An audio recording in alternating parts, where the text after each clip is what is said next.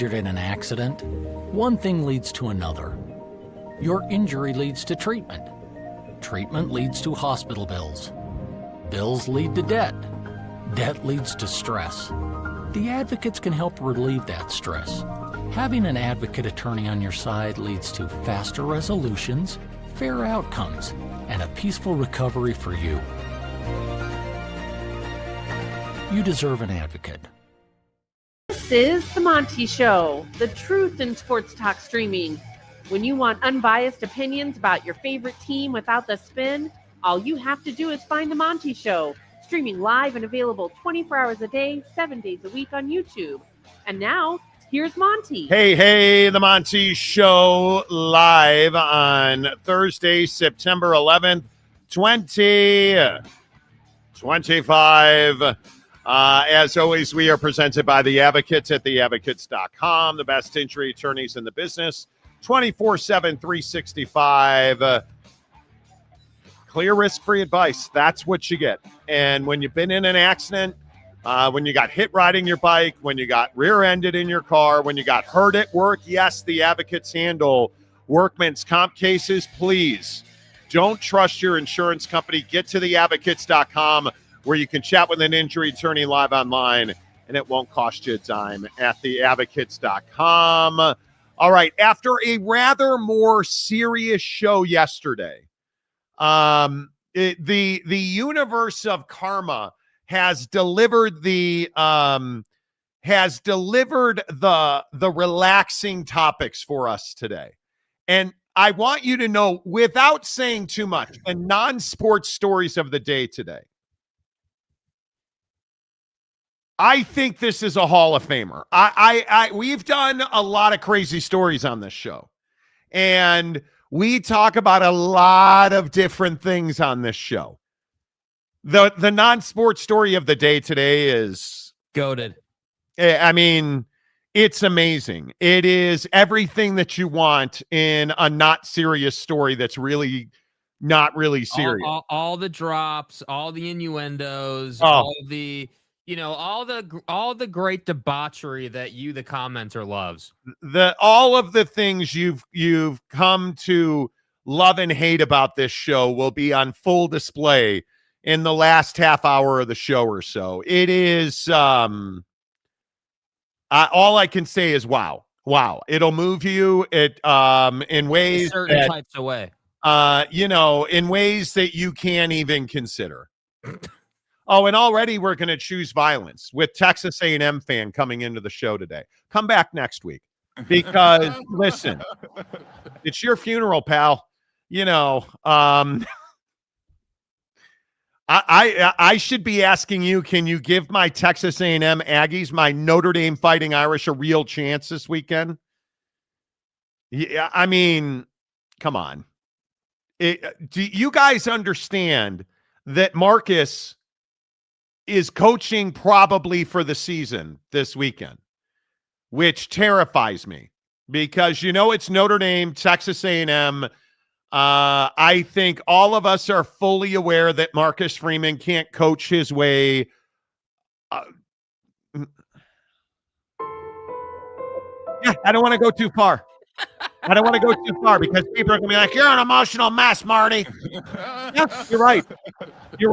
What am I supposed to say about Notre Dame and Texas A&M this weekend? Because if you don't have anything nice to say, don't say it at all, right?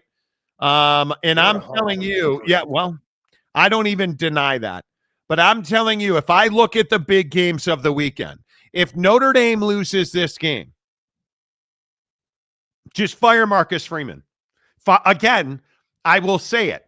Find a tarmac. I don't care where it is. Find a tarmac at an airport and fire Marcus Freeman standing on it. Just end it because leave his ass behind. If we lose to Texas A&M this weekend, there probably won't ever be another show because I don't think I'll survive. Let's wind the clocks back a year. Seriously, because I think this is, you know what, my guy? I think I crest 11 football. I think this is a one-score game max.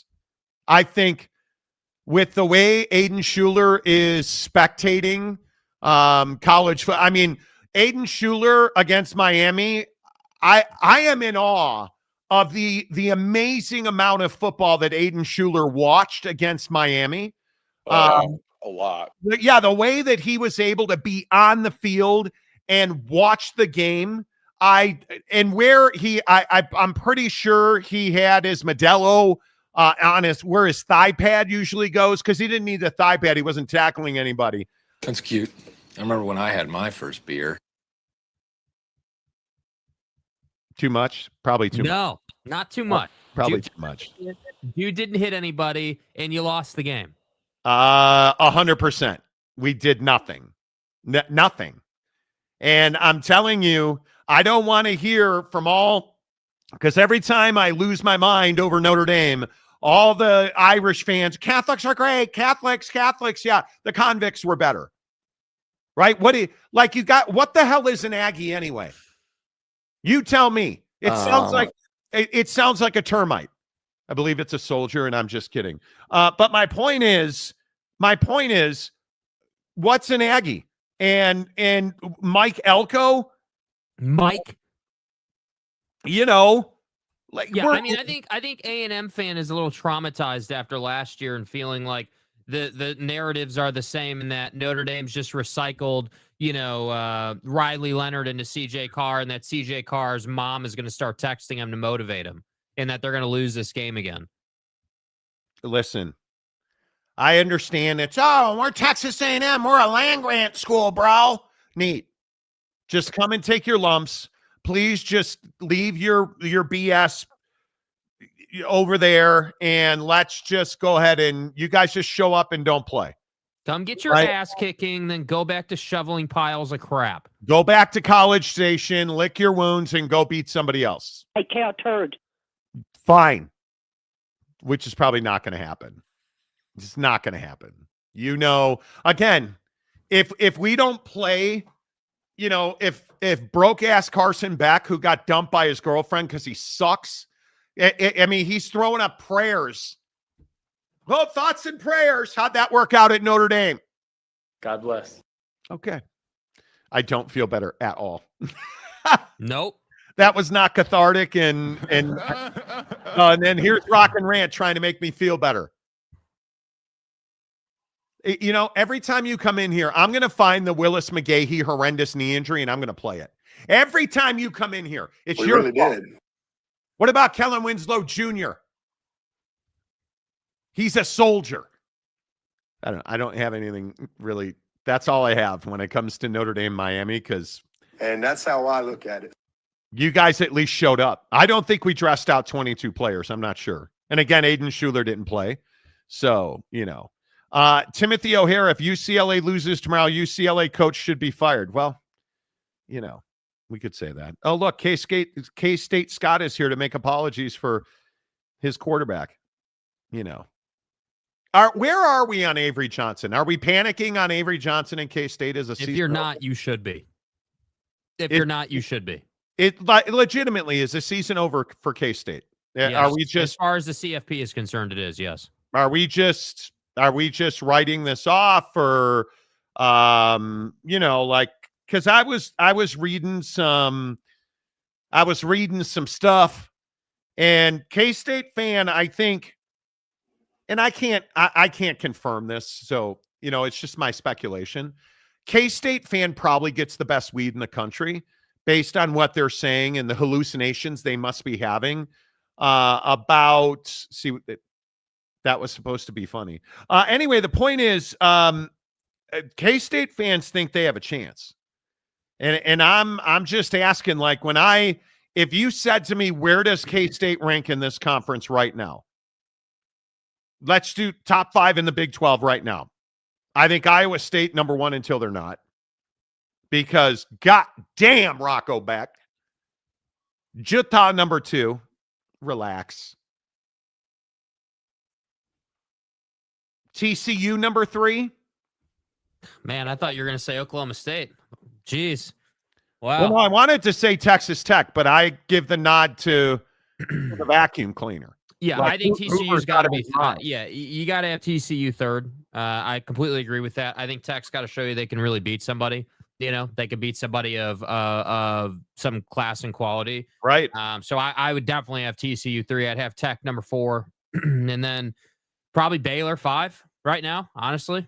I mean, I think Baylor's won some games that people didn't think they were going to win. I certainly didn't think they were going to win. So, give them credit. And then, I think you're probably at that point, then you're K-State. Looking at the note I have this week in the Big 12 is can Utah and Texas Tech get to the game next weekend unscathed? Because if they do, I think it's going to be unbelievable. But I think if you asked me where would I have K-State, the worst team in this league is Oak State. It's not close. Right now, today, I think West Virginia is probably 15. If Oak State's 16, West Virginia is 15. Arizona State or K-State? K-State.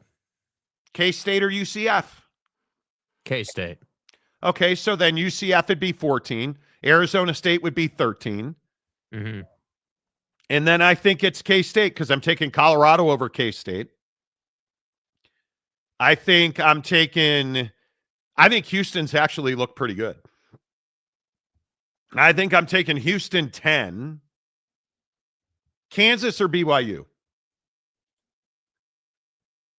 I would say Kansas currently, because BYU hasn't played anybody. And I would also point out, just for perspective, when we're talking about like where a team like Kansas or K-State, as an example, where they should be in the Big 12. I hope you guys understand, like, just for strength of opponent perspective, BYU's got 96 points for and 3 points against because they haven't played anybody. Brutal. Right? Brutal. Looking at Kansas State, 80 points for, 83 points against. And you're wondering why you're in the position that you're in. You're not scoring enough points and you're giving up too many. And it's quite literally that simple. And I think that we like to complicate this and we like to say, oh, well, it's not all on Avery Johnson. I'm here to tell you that a lot of it is on Avery Johnson. All right. It's not that hard to understand. All right. Well, I think their defense hasn't been exactly scintillating. Here's the group that I think is really close. Colorado, Houston, BYU, Kansas, and Cincinnati. Bowling Green. I think Cincinnati's at the bottom of that list. So I would take UCF, Cincinnati, Houston. 9 would be BYU. 8 would be Colorado. 7 would be Kansas. Arizona would have to be 6. Baylor's 5. I think Texas Tech 4, TCU 3, Utah 2, and Iowa State 1. Yeah. That's probably where it would land for me. Yeah. I would agree with that completely. I have no doubt Oak State's the worst. Iowa State's the best. Very close with Utah. And I think I'm more worried about Utah and Laramie this weekend. That's always a tough place to play, right? Yeah, that's a game they should win, though. I mean, if you lose that game, you made mistakes. Certainly. King of Thailand, it's never an easy win. If Pitt doesn't win by 20, that's cause for alarm. Yeah, Pitt should really just crush West Virginia. I'm not at all upset about West Virginia. I don't know if Mike Smith is here today yet, but I just think Rich Rod's in a transition. They don't have a lot of football players. Let's just be honest about it. They don't have a lot of football players. Yeah. Right. So, I think the storylines in the Big 12 this year again, and I think BYU's probably a great talker in this light. BYU would be playing for a college football playoff spot if Jake Retzloff was still the quarterback. Oh, but if my aunt were my uncle, she'd have balls and she doesn't, so she's not. And Jake Retzloff's in NOLA and Bear Bachmeier can't throw his way out of a paper bag. legitimately, yes, it did. Bear Bachmeier can't throw a forward pass. He is not capable. And that's against defenses that are questionable at best.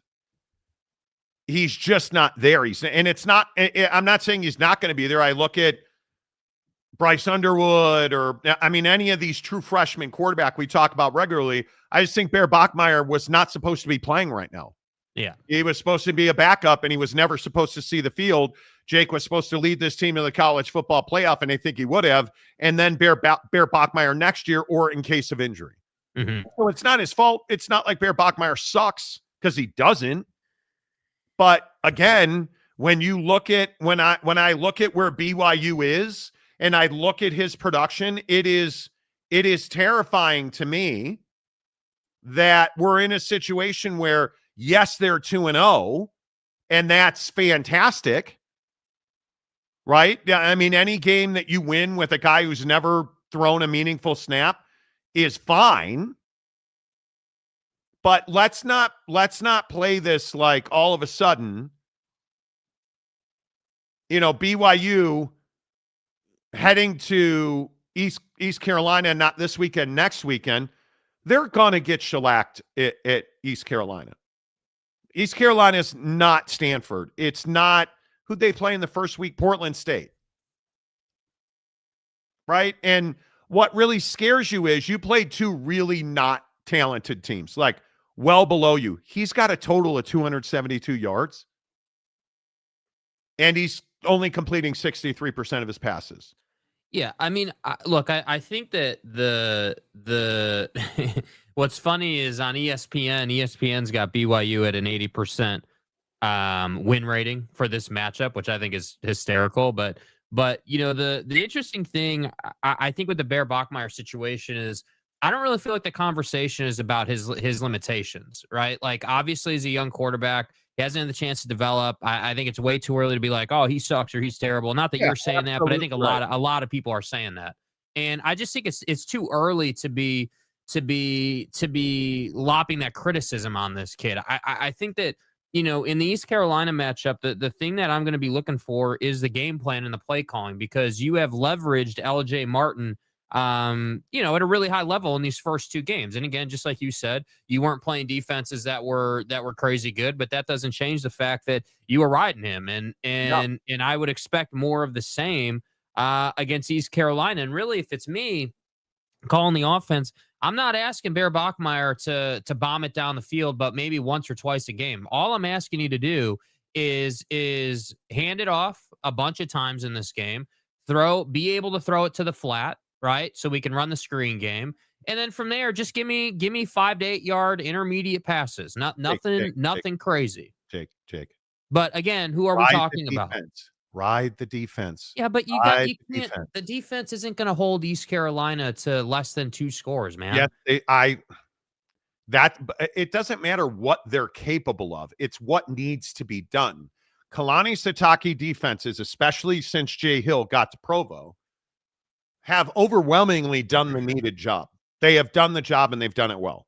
And I think if you're on the road and you are BYU, I think you have no choice in Greenville to give up nothing more than 17 points. And I think that LJ Martin, who I think this morning I saw only has 26 carries on the entire season, probably needs to eclipse that number in this game for BYU to win. Because Bear Bachmeier is an uncomfortable runner. At this point, he's not ready yet.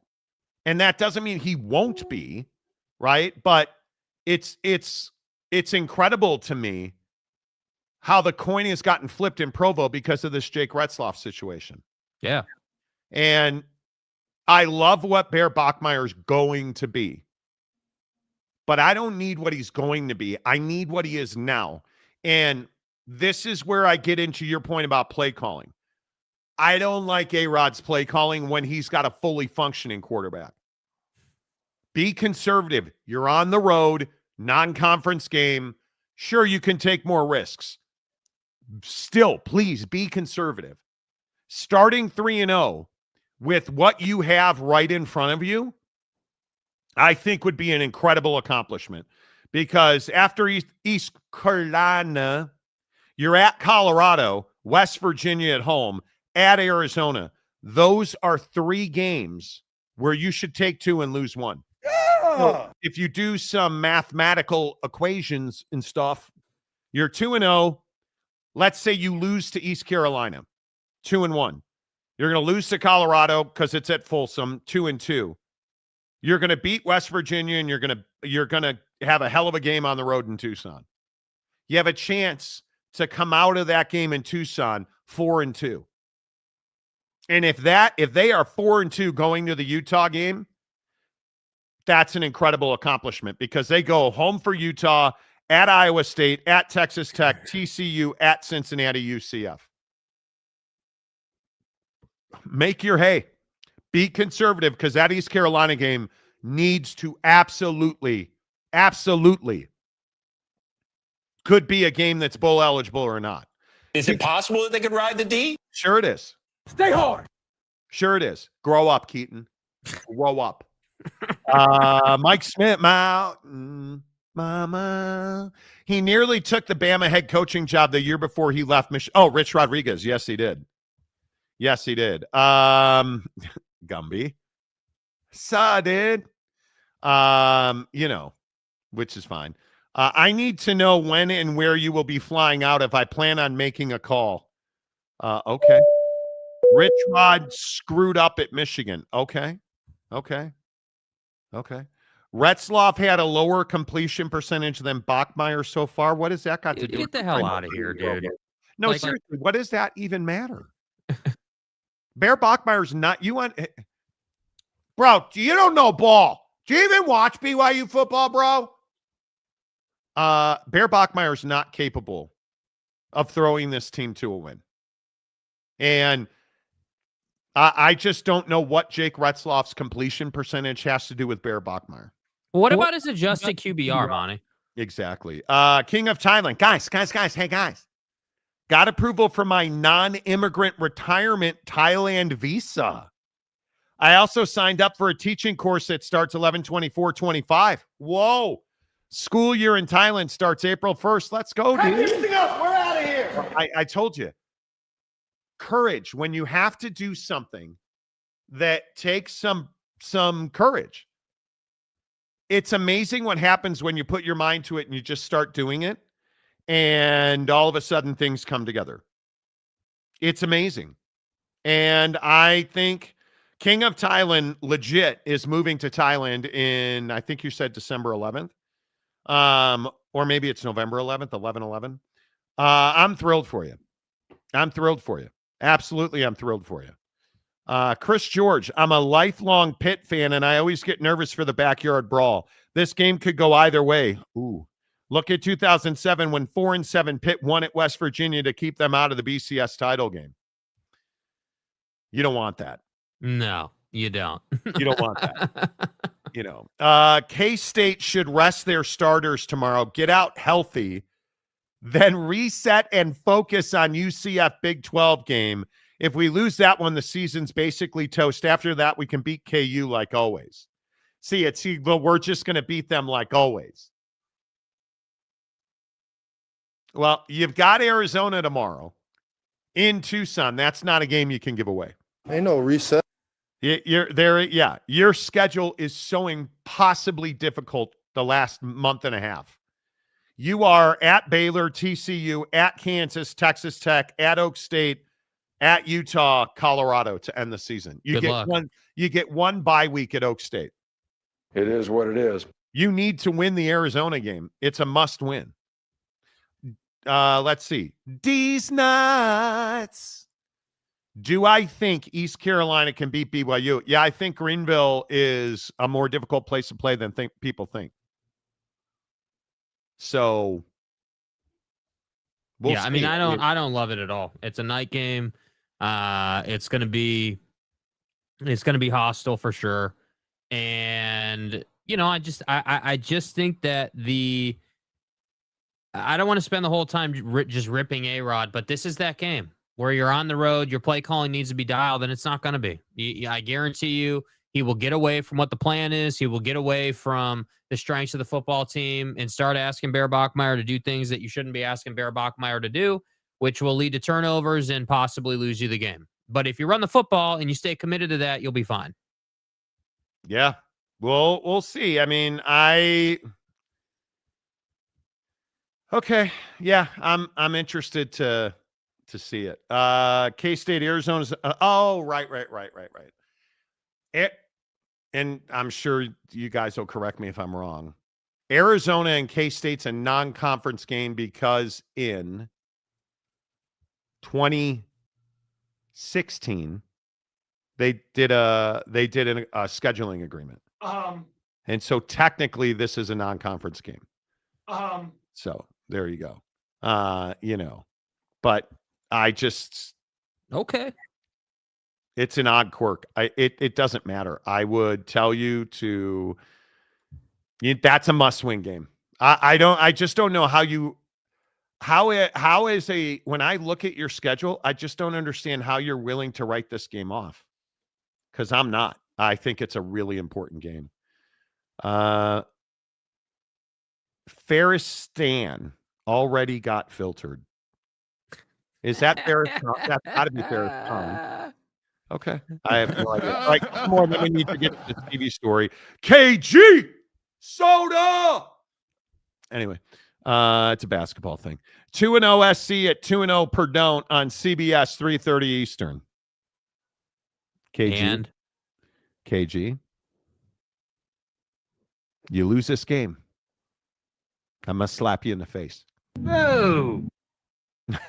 This is that Lincoln Riley game that makes me nervous. And I was looking at this matchup last night. Cannot find a way that Perdon't wins this game. They've got some injuries. Jaden Mayava, my mom, the whole thing. They look great. Yeah, they lost on the road. Well, we had to travel to West Lafayette, Monty. Doesn't matter. I mean, Monty, the travel in the Big Ten is really arduous. And, the fact that we had to go all the way up to LAX really, grinded our gears. I don't want to hear about SC losing this game. I don't want to hear about, Monty, it's West Lafayette. Nothing good happens there. I used to live there, I know. Sucks out loud. Did I mention you're a 20.5-point favorite? Pulled open my ESPN bet. 20.5 points. The number, let me get this right. Now, I'm not so smart, as you all are aware. The number's 20.5. And the over's 58.5. They're thinking you guys are going to score a flip of a lot of points, and Perdon't ain't going to score much. Mm-hmm. I don't want to hear no excuses, K Jizzle. You better be here Monday. And I want winners. I want wins. Dynasty is not over. Right? I want wins. And this is it for Lincoln Riley. KG, it's not personal. You and your little bitch ass SC fans that are constantly texting me, hey, Monty. Steak and Shake in West Lafayette, be there, be fat. Right? Like, all the SC people I know are like, dude, we're losing this game. We're losing. You guys are so now conditioned for Fright Fest 24/7 as an SC fan. Oh, they're playing Cal Baptist JV lacrosse team on the football field. Now we're losing that game. Monty, Mayava's got like 10 picks and we fumbled 4 times. What can we really say, Monty? Please, KG, please win this game. If you got to go there and kick field goals, please go win this game. I want this for my SC fandom. I want this for all of my USC fans. Stop crying like a little girl. And you guys need to. Nah, Monty Mayava, you're jinxing him. He's been great. Right? Come on, man. I want this from all of I have so many SC boosters, donors, and fans in my life. Please win the game. What the fuck are you, Ranger Rick? Win the game. You know, that's is that all? Is that too much? Do you view this season as a failure? Yes. We lost to Miami. It's over. Oh, you meant fucking kidding. Yeah, you meant my bad. You meant USC. Conundrum, Monty moving back to SoCal to be a Trojan fan. God, no. Oh, no. No, that's not happening. Oh, look, it's Cale Gundy. Hey Cale Gundy, what's up? I'm here to save Oak State in the Big 12. I'm a man. Still one of the stupidest things Oak State changed. Monty just put Gundy's kid in at quarterback and we'll be just fine. Look, I know that we need big change at Oak State. Lou Holtz, do it. Like, I Put know. your shoulder pads on, Monty. First of all, whoever this is that created the Cale Gundy account to give me $2, I love you. I needed you in my life. Monty, did you know that my dad got a haircut and that's why we lost to Oregon? My God. Whatever. You know the only good thing that Oak State's done this year? Dante Moore is now a Heisman candidate. I was talking to a Heisman voter this morning. He's got Dante Moore number one on his Heisman ballot today. Okay, well, whoever the hell you're talking to is high. Well, there's no way he's number one, dude. Have you looked at his numbers? Matier is number one, bro. No, get up. Dante Moore's dude. He hasn't played anybody, bro. And we're neither. Who is Matier? Michigan. Michigan sucks. Who cares? Oh, Who you're out. Cares? It's still a nameplate. You're out of your mind. You are out of your mind. Do you understand that he's 479 and 6 touchdowns already against nobody? Okay, against nobody. Are you telling me that Michigan is measurably better than Oak State? Yes, they're yes. not. Michigan would pound Oak State. No, they would. Yes, they would. God. They would run all over Oak State. God. Yes, they would. Why do you hate me? Why God? do you put me in a position God, to be a Michigan man? I want nothing to do. Dude, I want nothing to do with Eric and his nonsense, dude. Is it because of all the women I've pleasured in my life that you make Jake say things that are just so outlandishly correct that I have to slap him in the mouth? I want to live in a van down by the river. Bro, Michigan is not measurably better than Oklahoma State. And I don't even like Oklahoma. Come on, dude. I'm hoping there's more. Michigan is an embarrassment of a program. They are way better than Oklahoma State, dude. Did you not hear what I just said? Like, I'm hoping for more dead cattle this year. And you just lost, right? Monty, I don't want to hear your stupid little jokes. I'm glossing Bryce Underwood right now, yeah, dude. Let me knee pad correctly for once. I know you're wearing your fancy shirt today. I know that you're the one with the green shirt on, but here, let me gloss Michigan. He's a victim. God damn it. Yeah. Come on. Like, I'm serious. Yes. Yeah. Oh my God. Me and Gumby dude, Jack. I was just gonna say, how much tree have you smoked in Oregon? Or you're gonna sit here and be like, oh, bro, time to knee pad Michigan. Somebody dig up those old bones of Bo Schembechler because I'm throating it right now. Don't be rude. Come on. Like, with all due respect, Michigan is not measurably better than Oak State. Stop disrespecting me, bro. Oklahoma better than Oregon? No, Oregon is significantly better than Oklahoma. See, I just don't think you can say that. But if you look at John Matier, hey boy, tell me exactly what it is. What is it? And I think we have a Heisman graphic. We do. You tell me, what is it that Matier has done? Now, you want to argue for Castellanos? I'm your hucklebearer. I'm here for it. But explain to me, and was this week 3? This was week 3. Are you telling me that Dante Moore is less deserving than Lenoris Sellers, Carson Beck, and Devin Dampier? No. But the argument is that your boy, your guy, said that Dante Moore was number one, which he's not. He has number one and Castellanos number two, Mateer number three.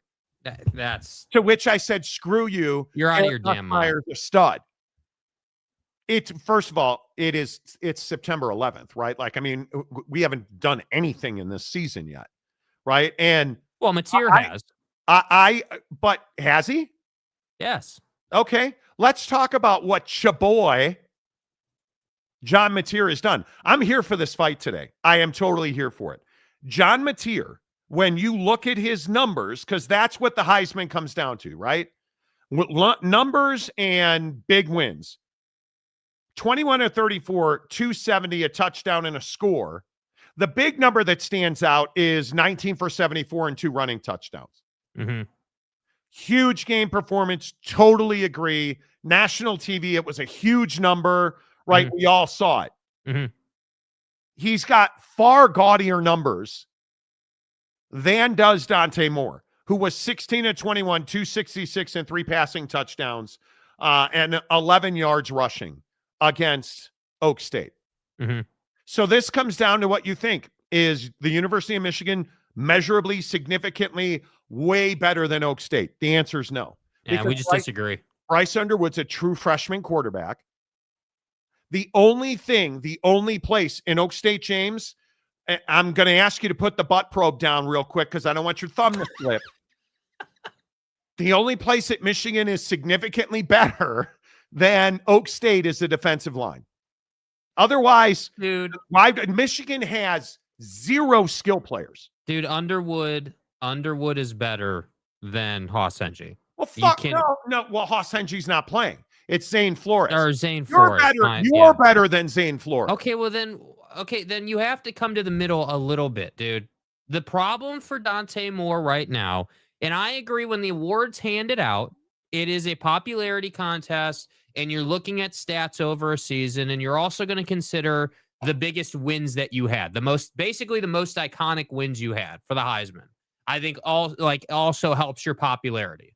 So the problem that I have right now, I don't have an issue saying Dante Moore is in the Heisman race. He absolutely is. Yeah. My issue is saying that he's the number one in the Heisman race right now. You can't tell me that Bear Bachmeier is not the best quarterback you've ever seen. I mean, he's got to be, dude. The name alone should make him win the Heisman. I regress to the mean. Tony Barber. Hey, Tone. Hey, Tone. Hey. Zach Robinson has entered the chat with his cowboy hat. Exactly right. Brandon Butler. Stop being sensical. God damn it. You old guys. He's a bum. Talk to me about the Heisman in October and November. What fun is that? This is a talk show. We're talking about it now. Exactly right. Jake Air One is high in Oregon. Yeah. How much free have you smoked? Yeah. Seriously. Do you like living in Oregon? I mean, it's a legitimate question. Because you guys in Oregon, women don't have razors, right? They don't. We know that. Dude, chill, dude. What? Yes, it's a little different. I thought you said a little different. It's a little different, for sure. I mean, it's listen, as an outsider, I'm not going to sit here and knee pad Dante Moore and say that dude should be number one on the list. Like, as an outsider, you got to understand who Jake is not. This son of a would not go to a college football game with me. The 5 years he lived in Utah would not. I think we went to one game. This month, he moves to Eugene and he can't wait to go to Oregon games. Oh, you're not that guy, pal. Trust me, you're not that guy. Oh, Monty! Donnie, you're out of your element. Donnie, please. Let me tell you something. You go play golf, fat ass. I'm going to the Ducks game. Go ahead and try me then. Duck season! I don't know why I'm doing the gator chop. I didn't have a duck hand movement. Look, Billy, take it easy, okay? My point is, you wouldn't go to a single football game in Utah, and you're like, well, what do you want me to do? I like sex. Got to go to the game. No redos. What do you want me to do? I mean, you're sick. You are. Does she like how do you get her to take the leash off to do the show? Mhm. Like, because is it just a little buckle here, or does she have like a lock and key? Right. Yeah. Lock and key. Is the leash at least like leather with those little silver studs on it, or no? All right, let's move on. Yeah. No comment. No comment. Length and girth. No comment. Oh, dude, in about, what is today, the 11th? In about 14 days, I am going to rue ever making these comments that I am making right now. Cold-blooded, clean, charcoal, and thorough. Oh, you do not. Listen. Hold on 1 second. You do not want to miss this show on Thursday, September 25th. Because that's going to be a show where my prediction, I don't believe that I will say more than 7 words, maybe 56 letters, that entire show. Macaque. Okay. Tony Barber says Dante Moore, number 5 in Vegas odds. Thank you. Yeah, you did. You said he should have been America's quarterback. No, that's Garrett Nussmeier. Oh. Which is not. U.S. Americans. We all know that that's CJ Carr. But the point is, wow. He's a brilliant guy. What am I supposed to? Guy, you've said some stuff on this show. You're casual. Jake, are you on OnlyFans? Yeah.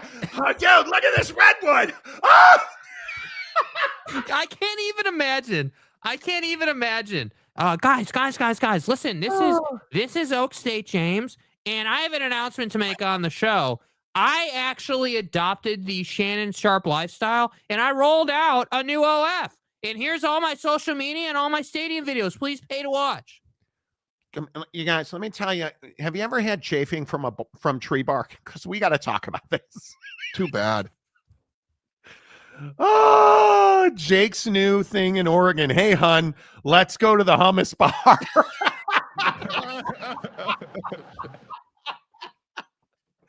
Exactly right. Exactly right. I can't tell you how much I hate hummus. I literally it's terrible, dude. It's so brutal. Bad. It is. And my wife loves hummus. I don't know how we got here. My wife loves hummus. Yes, Jake is now on Only Ducks. That's exactly right. Only Ducks. Yes. Exactly right. Yes, Only Ducks. That's exactly right. That's exactly right. Now? Let me tell you what now. Steely, Julian Sand is better than them all. I think at the end of this year, we're going to know what Julian Sand's future is. If, in all honesty, if I had to rank Heisman right now, in my opinion, I think it's Nussmeier for beating Clemson, and then really close with Metzger. If I had a vote today, that would be it. And before we get to this, because I do have an exclusive story on television that I'm going to tell you in a minute. The AP poll is a complete joke. While we're talking about polling, and have you guys heard this story about this gal, Haley Sawyer, who is the USC beat writer? And I don't much pretend to know anything about football. And by the way, what have we told you about the AP poll over the years? What's the old saying and the old shtick on the Monty program about AP writers? They're soccer writers in Minnesota who don't know anything about college football, yet they still somehow have a vote.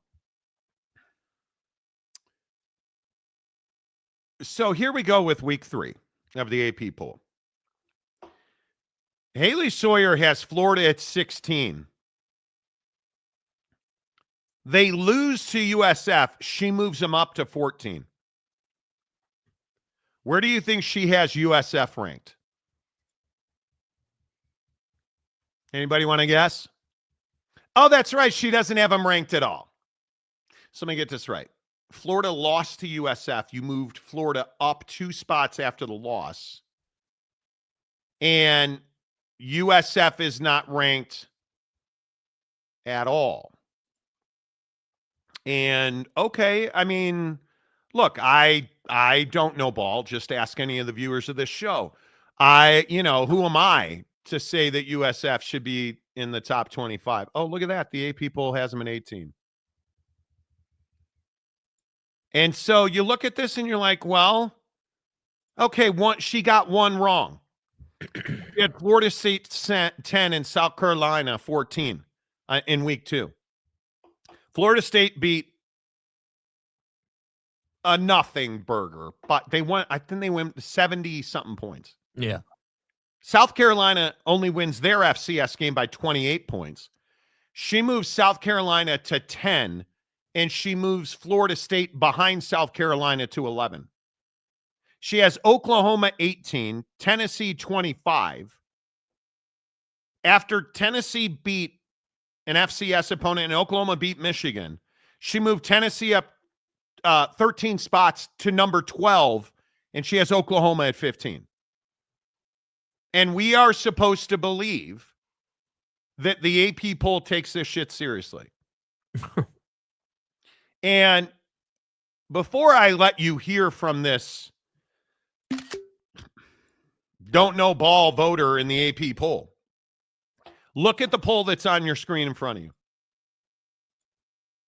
And then I want you to just you put your hands at 10 and 2 or put some sunglasses on. I don't want you to burn your pupils. This is this girl's poll. And you try to figure it out, because I can't. Michigan gets their doors blown off, and she still has them at 21. Okay, well, they're at 23 in the poll. That's about the only similarity. How do you not have USF ranked at all? How does that make any sense? How's OU behind Florida? How is Florida that high? Yeah. Like how now, brown cow? Like how? I'll never understand it. And yet then you ask this girl, Haley Sawyer, who covers USC and is an AP voter, hey, Haley, what's your process? But as far as what my votes are and what my process is, I wake up early in the morning after covering a game late in the night before. Don't want to go too much into my progress or process or logic, but I will say I appreciate everybody's interaction on social media and all of your feedback. There's tons of people that vote on the AP poll, and it's not a perfect system, but at the end of the day, no matter who you pick, it does even out because there's so many people who vote. And like I said, it's really fun for discussion. It doesn't, probably matter in the end, but I'm glad that people are having a really good time. I'm sorry, did you say it doesn't matter in the end? Okay, so let's review just really quick. First of all, this is going to be one of the goated videos of the show, and you're going to find out why in about 2 minutes. But I just want to review. So you just said that you cover USC, you're late at games, you go to bed, you get up, you haven't watched any of the games, you don't do any of the research, and you just put your ballot together. And that's how you vote. In the end, it doesn't matter. And then here's where Haley Sawyer gets really crazy, because this clip right here, she's a journalist. This clip of Haley Sawyer tells you exactly what journalism looks like today.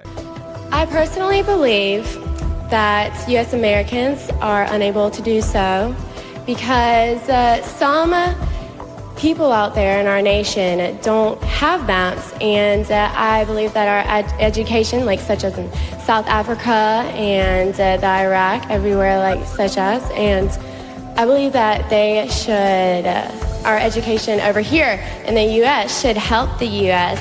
or should help South Africa and should help the Iraq and the Asian countries. So South America, the US Iraq, Americans. the Iraq. It should help the Iraq. And the Asian countries. Just throw the Asian countries in there with the such Iraq. as in And This is terrible. This is so bad. Could you tell the difference between Haley Sawyer's voice and the Iraq voice?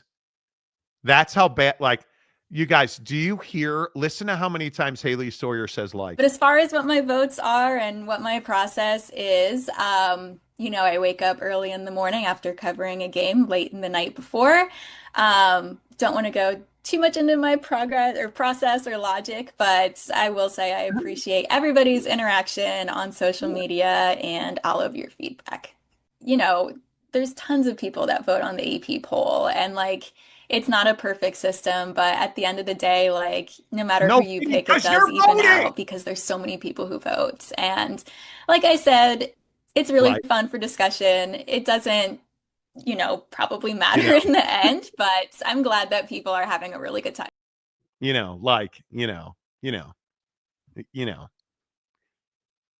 That's journalism. That's journalism. The Iraq. Listen,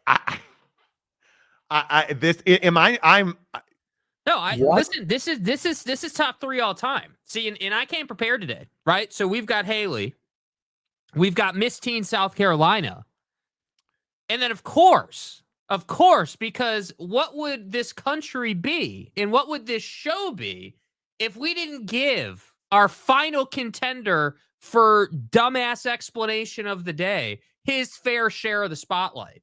And have you ever used spider tack while pitching? I don't know. I don't know if video froze. I don't quite know how to answer that, to be honest. Wait a minute. Watch this. Tell me that you guys this is unedited. This is real. This is not AI. Watch how his mouth, watch how it looks like the video freezes. And have you ever used spider tack while pitching? I don't.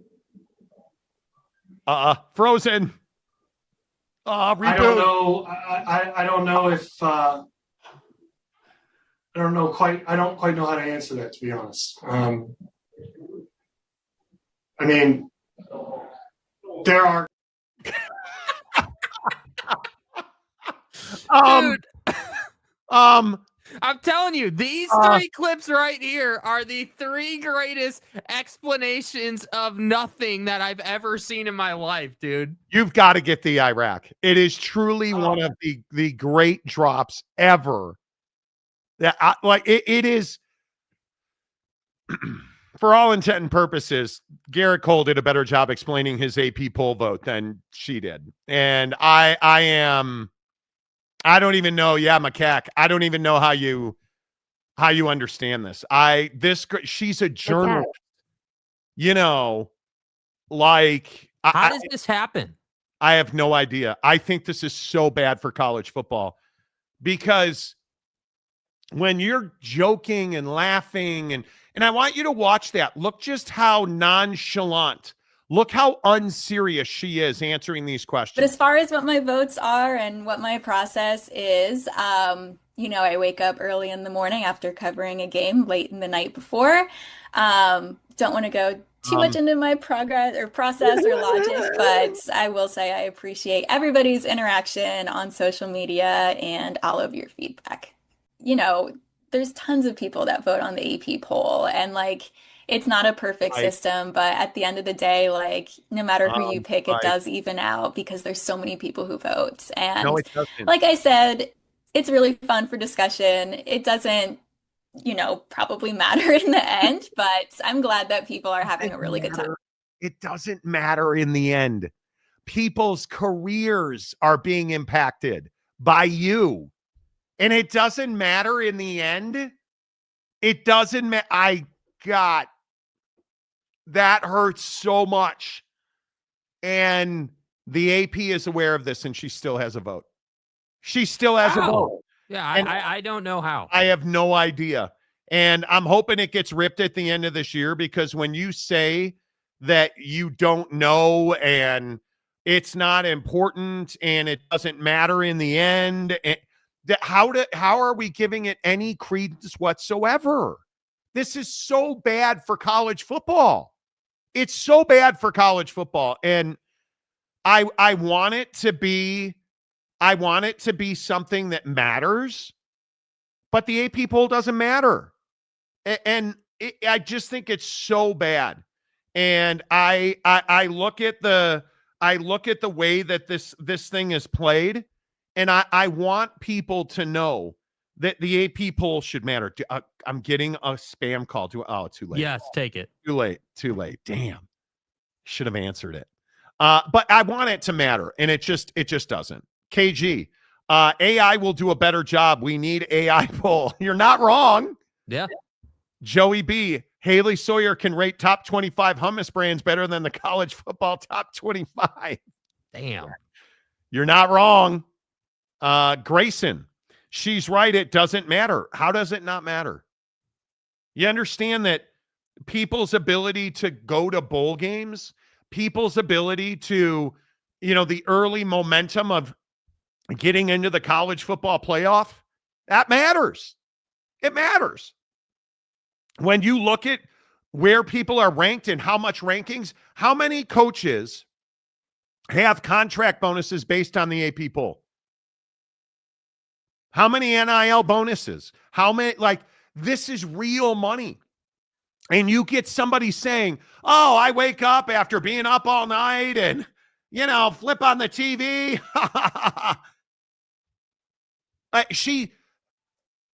USF beat Florida. She moves Florida up and does not have USF in the poll.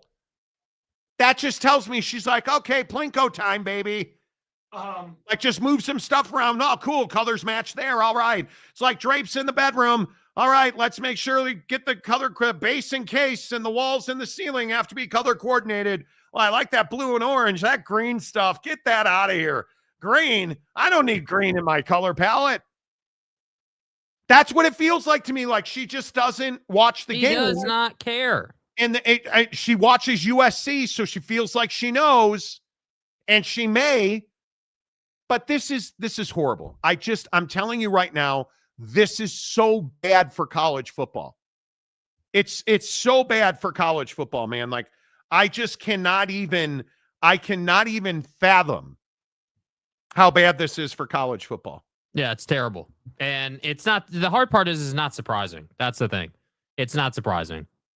No, sadly, it's not surprising. The week 2 numbers are so important that it's when the college football playoff starts ranking possible teams. Oh, wait. Well, there you go. Jimmy says she's a typical SoCal airhead. Well, let's not get insulting. I'm talking about her work. I don't care. I saw everybody. There's photos of her in bathing suits. I don't care about that. I'm talking about sports, man. AP rankings are one of the factors that play into which games are broadcast at what level. It matters. It absolutely matters. I just walked in from taking a lead in WTF. I thought my daughter changed the station. Okay. Okay. Replica, got to get that top 25 ballot submitted in time for brunch on the beach. Well, it's what it feels like. It's what it feels like, which sucks, but that's what it feels like to me, which is terrible in my opinion, but it's fine. It's all fine. All right. Hour number 2 of the Monty Show, as always, is presented by our friends at The Advocates, theadvocates.com. Coming back in 30 seconds with a major update, and it's going to impact the way you watch college football games. I'll tell you about it next after this from The Advocates. You're not just a case. You're not just a client. You're a person, and you deserve support. You deserve simplicity. You deserve communication. When you hire an attorney, you deserve clear, risk-free advice that guides you to the best possible outcome in your injury case. And that's exactly what the Advocates have been providing for over 30 years. After your accident, you deserve closure. You deserve compassion. You deserve peace of mind. You deserve an advocate.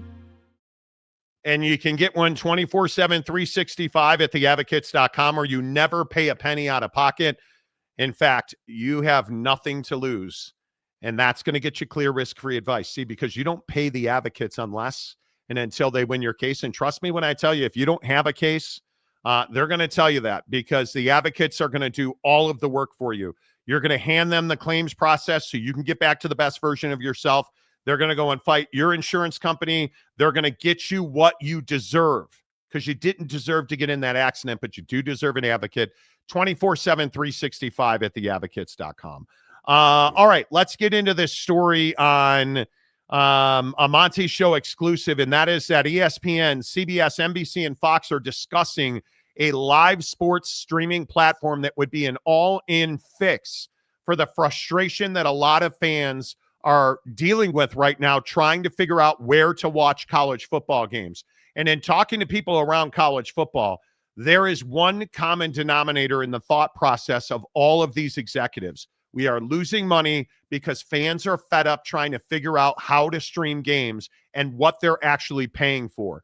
And I think we've all been there. You're subscribed to how many different apps, how many different platforms, and you still don't know where to find your football game. And the solution may well be a brand new streaming platform that is one source for all of your college sports, right? And that's something that would excite people. Now, this would include the NFL. This would include Major League Baseball, NBA, all of your sports, live action, streaming in one place. The cost is what people are trying to figure out, because some people believe that it's going to be $59.99 a month is a number that I have heard thrown around by multiple TV executives. Jake, I think if it's $59.99 a month, that might price some people out of that market. Yeah, I mean, I think it depends on like who you're trying to target, though. Like, I think that you have this situation where, you know, ESPN has the DTC thing now, you know, and there's different offerings, and I do agree that there is a burnout factor, but I think that what these platforms and these companies need to understand is that the preferences are different for everybody. Yes, there's a general frustration and a general burnout with how many subscriptions there are, and, you know, just like the what I would say the lack of ease of use, right? Yeah. Like you can't, and we talk about this all the time. Obviously, it's not new, but like you can't, you know, channel surf. You can't flip here, flip there, you know, like easily and kind of make it all work together real easy. And I think what's difficult is that oh, did we lose Jake? It used to be you froze, dude. Oh, you went hard freeze. Okay. Jake, are you okay? Are you AI?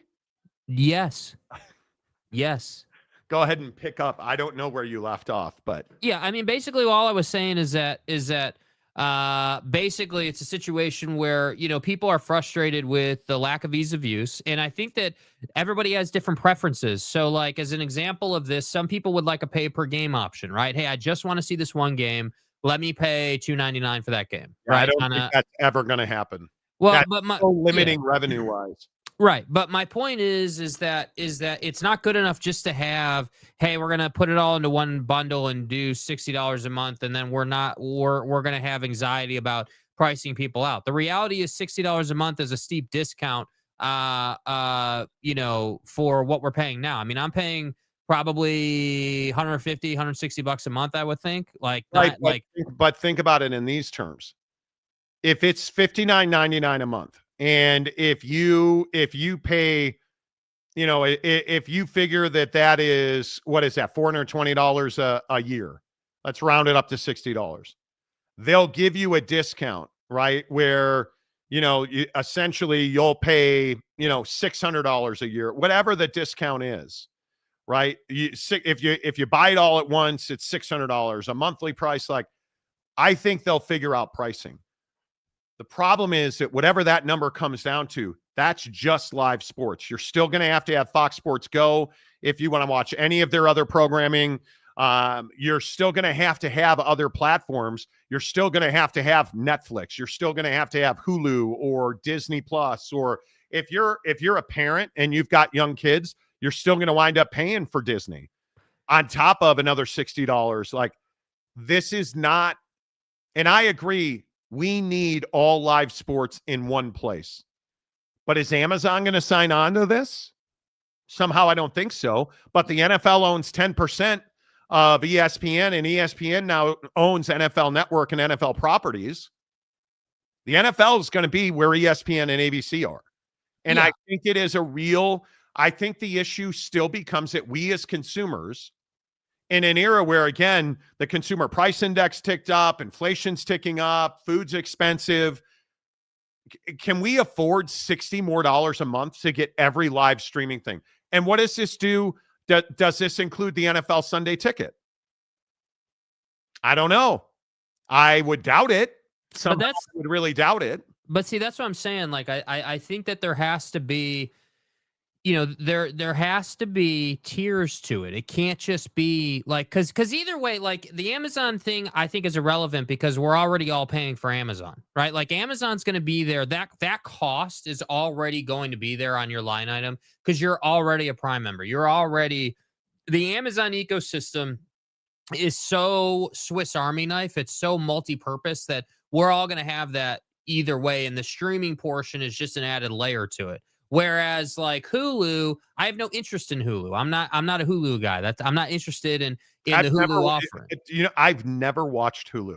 Yeah, and so it's like I've never watched Hulu, never watched Roku, never watched Tubi. I haven't watched any of that stuff. And so for me, what I want is I just want a package that has all the live sports, Sunday tickets in there, everything's in there. Or maybe Sunday tickets not in there, but like I can pay a fee to include it or something. I don't know. They have to work that out. But my point just is that I wouldn't have YouTube TV if it wasn't for the Sunday ticket. Like I don't need it. Like I can get everything else in other areas. I'm only paying the $90 or whatever because of the Sunday ticket. And so that's where I get frustrated because it's like, dude, like I don't need, like all the random channels. I don't need Nat Geo with YouTube TV. I don't need Discovery. Like, I'm not interested. I'm basically interested in live sports. And then I'm a massive Paramount Plus guy, and a massive Amazon guy. Netflix is very occasional in our house. So like, I know what I would want. Like, I'm very clear on like, hey, I'd want the live sports and I'd want like these two apps. And that would basically be it. But I think that the problem is if you want to capture the whole market has different preferences. People want the a la carte option, but some people like yourself or I would want the bundle option. You got to have both. Yeah. I don't know. I think it's interesting. I am very interested to see how all of this plays out and what we ultimately wind up being and doing here. But I think no matter what, the frustration's going to continue because I also think an unspoken issue. I was talking to a TV executive the other day about this. One of the things that he was telling me was we're hearing a lot of people are having to upgrade their internet service to quality stream HD and 4K games. And all of these platforms have 4K offerings, and it makes them a lot of money, and it's expensive for them to produce. And there's a whole swath of this country who doesn't have internet service capable of doing that. Well, you had to get a new TV. Yeah. I mean, right? I mean, you're not the only one having to do that, and I think that that's definitely a major component. And I think that the reality is like I don't know. I guess I'm not as bent on the 4K option. Like that doesn't really excite me. No, I don't want 4K, honestly. Yeah. I mean, I think that the quality, the unspoken, the thing that the average consumer doesn't understand is that the camera quality has gotten so good that inherently the resolution, the resolution quality of 1080p has gone up. Now it's not 4K, but the difference between 4K and 1080p is so minimal on a TV that there is no inherent value in paying extra. Like there's just not for the average person. So that's why I say like, I just think that the consumer, listen, if you're a hardcore sports fan, you're going to figure out your internet and your TV. And I don't think that TV companies should be worried about the internet and the TV situation. People will figure it out. If they want it, they'll get it. If they don't want it, they'll watch it on their phone. Like that's the reality of it. But I just think that this whole situation of like I have Like in my setup, if I really want to have maximum output, maximum options to watch whatever games I want at the same time, I'd have my phone, my MacBook, and my TV going at once, and I would be running all of those at the same time. And that's what annoys me. I don't want to have to do that. What I want is I want a bundle where I can use it the way we used to use DirecTV and just pop all through the channels. Because eventually I'll memorize the channels just like I do my music list or anything else, and that'll be really comfortable for me. But we just haven't been able to, I don't know. It just is not possible yet. Yeah, I don't know. I hope this is a solution because I think we need an all-in-one option. We especially for sports fans, we need the option. I will probably continue to pay for YouTube TV. I subscribe to the NFL Sunday Ticket through YouTube, and I hate it. I absolutely hate it. I have to be signed into 2 different accounts, and it's just a rip-roaring pain in my ass. Mm-hmm. And I next season, I'll be all in on YouTube TV. And I think it's one of those things that it is really frustrating to me that I have to pay for all these services. And granted, I'm an Amex Platinum member. Oh, Monty just telling us how rich he is again. I'm an Amex Platinum member, so I get reimbursed on HBO Max. Thankfully, because I watch ER all the flipping time. I get reimbursed through Chase Sapphire. There are ways to do it. But I'm still paying $82 a month for YouTube TV, and it infuriates me. Mm-hmm. It absolutely infuriates me. And the hardest part is I don't think that the ESPN DTC app is as easy to use as they tell you, because they still ask me what my TV provider is. And it makes me crazy. I don't know. Joe Station 5. If the choice is to pay $100 to watch sports or not pay $100, I choose not paying $100. One, again, set up an LLC, dude, because it's a tax write-off for me. All of this stuff is a tax write-off. And I tell sports fans this stuff all the time. You need to hire an accountant, and you need to say, I'm a content creator, and I'm going to make a TikTok video a week about my favorite football team. And then I'm going to be a content creator as a side hustle. I set up an LLC. I'm going to run all of my subscriptions through it. So at the end of the year, I get a tax write-off. I mean, that's one option for you, right? I'm telling you, as somebody that writes off all of my entertainment stuff, all of my YouTube TV, everything, my ESPN subscription, my Disney Plus, like that whole bundle written off, right? I think that what's different is that I don't think that your average everyday Joe wants to go through the pain of that process, right? And I think that when I say the pain of that process, what I mean is that there's a certain vibe and a certain feeling to being able to sit on your couch and have your beer and watch a football game or several football games, frankly, at the same time, because we all do it. And not have to think like, yeah, man, wow, I'm paying $90 for YouTube TV. Here, let me flip over to the cock that I'm paying $10 for, and then let me flip over to Amazon that I'm paying $9.99, or I think it's $14.99 now. And the truth is I actually do think about that when I'm flipping around all these apps on Saturday and Sunday. You do? Yeah, absolutely. Okay. I mean, I absolutely, unequivocally, if I did not have to watch football, I wouldn't have YouTube TV. I absolutely would not have anything like the Amazon thing. I don't really care about, because I'd still have Amazon. I really like the content that Amazon puts out for shows and movies and stuff. So I would still have that either way. But it just really bothers me that it's just such a pain in the ass. And again, this is all wrapped inside of inflation, groceries, gas, energy costs, and just any of the other stuff that's gone up. And so that's what's difficult is like, I just think that it's a situation of like, we're not in the good old days anymore. No, we're not 20 years in tinfoil and cable, like and satellite, and we're just not there anymore. And that's what's hard is I feel like we're at this point where like you're either going to come up with something and you're going to put a package together that everyone can feel good about and get behind, or eventually you're going to start losing customers. And eventually people are going to say, yeah, you know what? Like, yeah, maybe I don't need to watch LSU Clemson.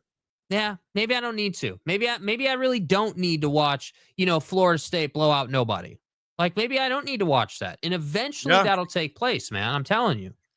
Yep. Chewy says, I use a VPN and stream for free on most sports. Yeah, I just can't. But see, people aren't educated enough to do that. Using VPNs have a cost too. You're paying for that VPN, dude. You're paying. Most VPNs are $60, $70 a month. With all due respect to Chewy, you're also stealing content. And that's just not something I'm willing to do. It's very difficult and expensive to make it. KG, I have a digital antenna on my roof. I get over the air free digital HD, smart TV, and I only pay for my files. A lot of people do that. We will send you a reset code to your AOL email. Dude, that's so true. It pisses me off so much.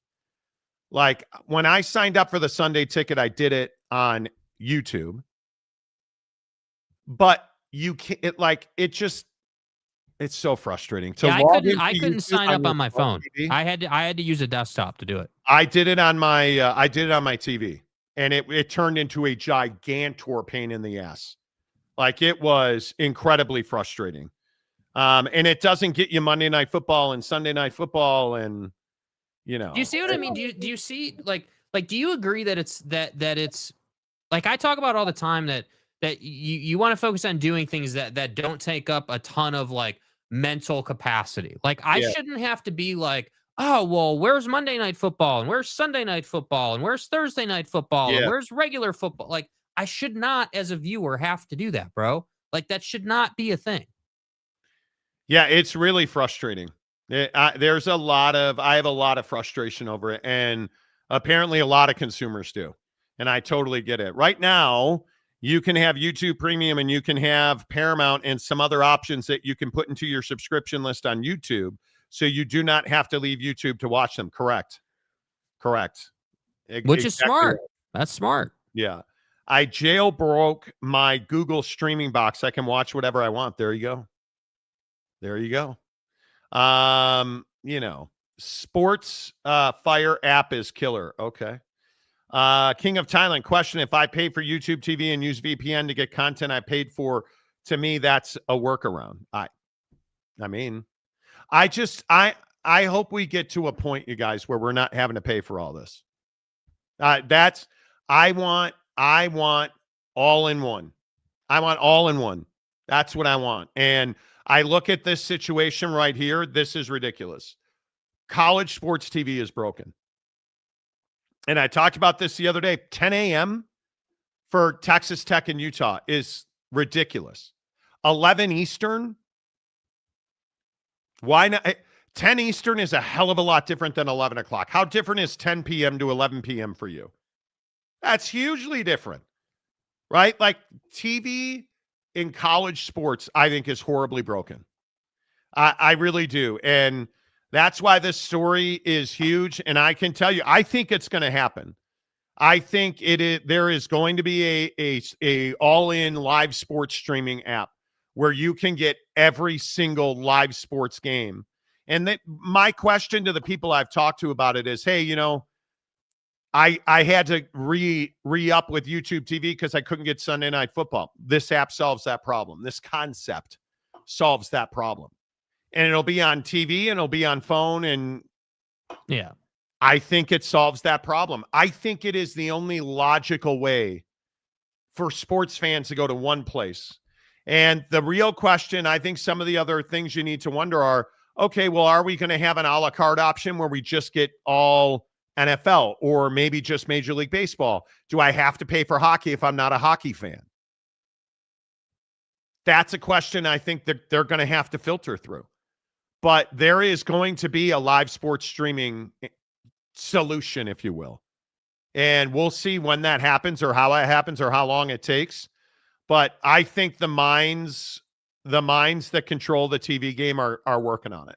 Yeah, I mean, I think that it makes more sense to say to sports organizations at the team level and at the league level, hey, like we're putting together a one-stop shop for sports fans, and we're gonna allow in the baseball app as an example, you can choose which feed you want. I want to be able to go into a one-stop shop app, and I want it to be a thing where it behaves like DirecTV did, where it's just a channel list, and the user interface should be as simple as like on Sunday, like, okay, the NFL channels are like it used to be on DirecTV. NFL channels were like 720 to like 780 for the Sunday ticket or whatever. And then, like during the NBA season, like your NBA channels were like in the 800s. Like I want it to be something like that. I want it to be a thing where you can see every single channel that's dedicated to every single game or whatever. And the ones you have access to are going to be illuminated. And the ones you haven't paid for will be in shadow and not like you're not gonna be able to click on those. Yeah. And if you want to, then you can buy it. But if not, then that's cool. But I just think it's so caveman, pain in the ass, asinine setup the way it's done now. And I also think that remember, like we talked all about like, the Golden Knights are a good case study on this. The TV deal that they had to put together through the mountain region and through the West Coast to get carriage on that side of the country. Like you had to be in, like you couldn't get them for a time in LA. You had to be like in Nevada, Utah, Colorado, Northern Arizona, some of Idaho. So like, how many contractual carriage fights are we going to have? Like, I think Amy's point here, morning games are better than middle of the night games though. I don't even disagree with that. But you can't have the biggest matchup in the Big 12 at 10 in the morning Mountain Time. That's just not, in my opinion, I think it's horrendous. But, Jeremiah Champion, finally off parent-teacher conferences now. You guys remember when parent-teacher conferences would roll around as a kid? And you were like, dude, I'm just going to enjoy this before mom gets home because I'm getting the belt when she gets home. It's over. It's over. And it was always for me. Always for me. He's late to class. He's out in the hallway with his girlfriend. Oh my God. Dude, I remember so many times. I cannot tell you how many. Back in the day when you could beat your kids without going to jail, my mom took full advantage. I wonder if it will be like Cinemax for games you don't want to watch. I don't know what that means. Merca, exactly. Johnny Gonzalez. This country was built on paying more for less. Well, goddamn. U.S. Americans. You tried to buy a steak lately? Have you guys looked? And maybe this is me. I don't eat red meat anymore. 80% because it's shitty for you. 20% because I'm not willing to pay that much. I'm not willing to pay that much. Do you guys have any idea? Just to get 93.7 ground turkey is $16. Yeah, I mean, I think that if you're not buying your proteins at Costco, you're doing it wrong. I just think that it's where I do. Yeah, I mean, I just think that it is more expensive than it used to be at Costco, but that's still less expensive than your average grocery store. I have my grocery store now is in Albertsons, and there's a clear difference between what Albertsons is pricing and what Costco is pricing. Like, yeah. I don't know what Albertsons is. That sounds remotely familiar, but you better get used to it real quick. I don't smoke tree, so. Well, we all know that you're a whole paycheck customer too. So I mean, that's I'm a Whole Foods fan. I am a. What I can't do is go grocery shopping at Target or where Oak State James's ex-wife, who was banging a fellow employee, works. I'm not willing to do that. I think the food there is brutal. You know what I'm really worried about is that our produce sucks. Like if you look at produce right now, where I'm going to wind up shopping at some point all the time? H Mart. I've got an H Mart in West Jordan that's got better produce than anybody else in the Valley. And I get a farm to table box. It sucks. Like, it's not great. And does Monty agree with that assessment? Yeah, it's been disappointing this year. We've had some really good peaches. the occasional cantaloupe. The raspberries have been really good. If you haven't had farm fresh raspberries, dude, amazing. Other than that, it's been really mid. And I really worry about the cost of our produce and the quality of it now because the farm worker has changed. And I've seen a dramatic fall off in the quality of the farm worker. Big Daddy Magic, who is just convinced that I'm going to debate him. I'm going to have a huge event and him and I are going to debate some dumbass topic that I have no idea about. No. Timothy. Not doing it. And he hasn't sent me any videos lately, or I would play them. But he hasn't sent me any videos. Oh, has he? No, the revelation is where is this? Where is this video? Here it is. Hey, player. I'm just at the community college. The community college, you know, where the drug dealers go, the low-lives, the riff-raffs, the rich girls that can't keep their legs closed, the community college crowd. I went here. Yes, Americans.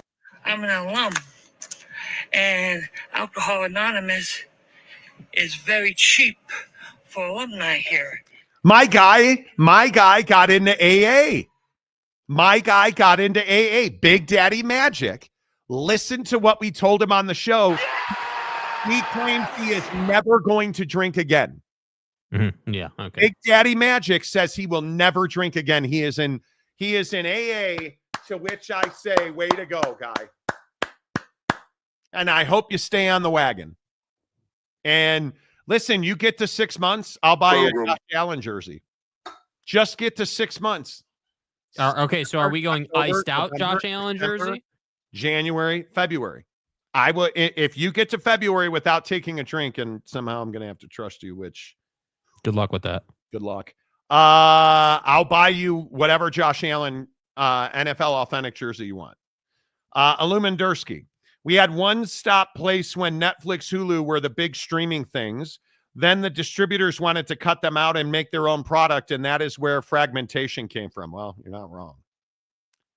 You're not wrong. Well, I don't live in the West. Or I do live in the West. I live in Mountain Time. Right? Can you imagine living in Pacific Time and having it be 9 a.m.? Come on, man. I can't wait for big noon kickoff USC at Ohio State. I'm telling you, there is nothing like a big football game. There's nothing, especially in college. Yeah. Thursday night football tonight. Are we really that excited? We're going to find out who the Packers are, dude. Yeah. I mean, I think that they're going to win that game, but screw them. I think it is going to be incredible. The biggest games of the year are always great, right? The biggest games of the year are always fantastic. And I just look at, usually it's in the SEC. Like you look at, I don't know, who's the best? Texas. Ole Miss is probably the best team. Like Ole Miss 2-0. I don't know. Like I'm excited for Texas and OU, for instance. Or you look at, what's a big game in the SEC this year? I don't even know who the best team in the SEC is right now. Alabama always has big games. Is Kalen DeBoer coaching for his job this weekend? Yes. That's something that I'm really interested. Do you guys, should Alabama fire Kalen DeBoer if they lose? Yes. Alabama's a 21.5 point favorite. Yeah. I don't even think it's that dramatic. It's unacceptable to not go to the college football playoff if you're Alabama. It just is what it is. Like it's a business decision.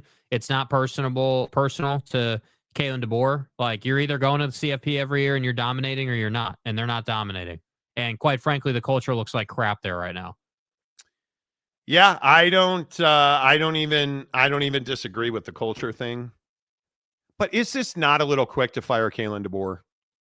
I mean, don't know. You always talk about the standard being the standard. Like let's not have a pity party for him, right? Conversation. They're 1-1, and they got embarrassed by Florida State. Yeah. But it's not like that was at Bryant-Denny. right? That was at Florida State. That was in Tallahassee. You've got Wisco at home this week. You goddamn better cover the spread. And then they go to Georgia in 2 weeks. They have a bye week next week. Then they're at Georgia. If you go to Athens and get embarrassed again by Gunnar Stockton, yeah, maybe you should be fired. But if he beats Wisco this week and then they go to Athens and let's say they lose by a touchdown, are you firing Kalen DeBoer? I mean, probably not right then and there, but if you don't go to the CFP, I think you got to seriously talk about it, man. So if they win 8 games. Yeah, I'm firing Kalen DeBoer. Okay, no question. Florida State lost. They beat UL Monroe. Wisconsin's 2. Let's say they lose to Georgia. Vandy's 3. Missouri's 4. Tennessee's 5. South Carolina's 6. They're going to lose to LSU. They beat Oklahoma. They beat Eastern Illinois, and they beat Auburn. They win 9 games. You're firing Kalen DeBoer. I don't buy that they're beating Oklahoma. I think you got to prove that you're good enough to beat Oklahoma after the Florida State performance. That game's at Bryant-Denny. And I would remind you, if that game's November, I think it's like November 7th, November 15th. Do you know, that might as well be a different season. Yeah. I'm not ready to fire the guy. I think are we not setting an incredibly bad precedent if we're firing a guy after 2 seasons? Replacing Nick Saban? I mean, if they win 5 games, sure. Okay, he's not the guy. Who are you going to get? What's the difference between 8 games and 5 games? Really? Well, 8 games is a respectable season in the SEC. I disagree. It's not for Alabama. It's not. Alabama is a team that is expected to win the SEC or at least compete for the SEC. And if not, you're still going to the CFP. That's the expectation. So you're telling me that Kalen DeBoer, if he wins 8 games, should be fired? Yeah, I think they seriously have to look at that. Yes, because then you would have you would have won a game less than you won last year. You definitely weren't going to the CFP, and you definitely don't have the edge in recruiting. Yeah, I think you have an inexperienced quarterback in Ty Simpson who looked much better last week than he did in Tallahassee. Yeah. I think you're setting it off because, again, I'm just going to go back and ask the question that everybody will ask. Who replaces Kalen DeBoer? Well, we've had this discussion. You know who I'm picking. Lane Kiffin. No. Who are you? Dan Lanning's not taking that job, dude. Well, I know you want him to, but why would Dan Lanning leave Oregon to go to Bama the next time? Yeah, probably wouldn't, but that'd be number 1 on my list. Yeah, I think that's awfully difficult. That's a massive bar. I just don't know. I guess you call him. My first call is Steve Sarkisian. My first call is Steve Sarkisian. I don't know how you call anybody else. What he's done. I mean, the guys that if you fire Kalen DeBoer, where do you go? Like, are you going to hire a Big 12 coach? I mean, who in the Big 12 would you hire? I guess I would hire Kenny Dillingham, I think. But am I taking Kenny Dillingham or am I taking Lane Train? I'm taking Lane Kiffin. Am I taking Kenny Dillingham or Steve Sarkisian? Well, if I could get Sark, I'm taking Sark over everybody. I think the list is 2 or 3. I don't even know. I think Alabama is such a big flipping job. How many coaches would even want that job? Oh, no more than 5, honestly. I mean, I think that again, because see, this is the problem, and this is why I think we disagree on DeBoer's status right now. I don't, and again, I'm just speculating. I don't know the brass at Alabama or whatever, but if I'm the brass at Alabama, the expectation is clear, right? And I understand that nobody's going to be Nick Saban, but I'm not asking you to be Nick Saban, right? I'm not asking you to be a greatest of all time head coach. What I'm asking you to be is a every year college football playoff level program. And the blueprint is very clear on how to do that. Number 1, you got to have money, first of all. And Alabama certainly has money. The second thing you need is an engaging head coach that can relate to players, which I think DeBoer does a pretty damn good job of. I'll be honest. I think he does a really good job of that. And then thirdly, in tandem with relating to players, you got to be a savage with how you run the football program. Like, you need to say, like, hey, like, you need to be the Jets cutting a guy because he fumbled, right? Like, you need to say, like, hey, we're doing it this way. And if you don't do it this way, you're not going to play. And I don't feel like that's the culture right now, mainly because of what we've seen. Now, again, I will cut him some slack. It was 1 week. You had a bad performance. You looked better the next week. Okay. All right. But that doesn't change the fact that the bar is the bar in Tuscaloosa. You don't get that luxury of like, well, you had a bad season, bud. Like, the bar's a bar. So that's why I think they need to be considering, all their options. But I do agree with you. Yeah, it's not like there's a laundry list of dudes to just slot right in, both because people don't necessarily want the job, but also because there's not a lot of people who are qualified for the job. I think people want the job. I just don't know who believes they can.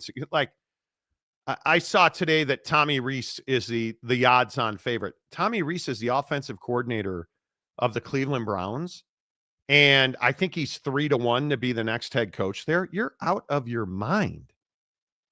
If you're Alabama and Kalen DeBoer fails and you fire him after this year, you're not taking a risk on Tommy Rees. No, you're not. He's never been a head coach. You are the guys. I don't think you're getting Dan Lanning. I don't think you're getting Kirby Smart's not leaving Athens to go to Bama. That's never happening. Mm-hmm. I think it's Lane Kiffin or Steve Sarkisian. If Sarkisian won't leave Texas, I think Bama's a bigger job than Texas. If you're not going to go there, I mean, Lane Kiffin, Kenny Dillingham is not a bad fallback.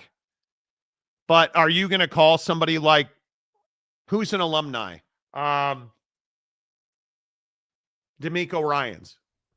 No. Is D'Amico Ryans leaving one of the cush NFL jobs to get, because he's got a pretty good gig in Houston, right? Are you telling me D'Amico Ryans is leaving Houston to go to Alabama? That doesn't feel like a move that he would make. Right? That doesn't seem normal. Like, I look at some of the other, I think it's Lane Kiffin or Steve Sarkisian. And if you can't get them, I think you probably, I don't know, do you want fucking Dabo? I don't want Dabo Sweeney at Alabama. No, I don't think you do. Right? I mean, I mean, this isn't Arizona firing Brent Brennan. This isn't, who's another coach on the hot seat? Gundy. Brent Pry at Virginia Tech. This isn't Brent Pry getting fired at Virginia Tech, a nothing nobody cares a rat's ass about. Right? Mike Gundy at Oklahoma State. That you did this to yourself. You're 5 years too late in firing him. The problem is you're going to be way ahead of the firing curve on Kalen DeBoer because that's a good football coach. And my opinion is he would have another job in about 15 minutes. But I don't know. I think like this one right here, Luke Fickell. Luke Fickell has been an abject failure at Wisco. Yeah. And and I could be wrong about this, but they're going to get blown out at Alabama this weekend.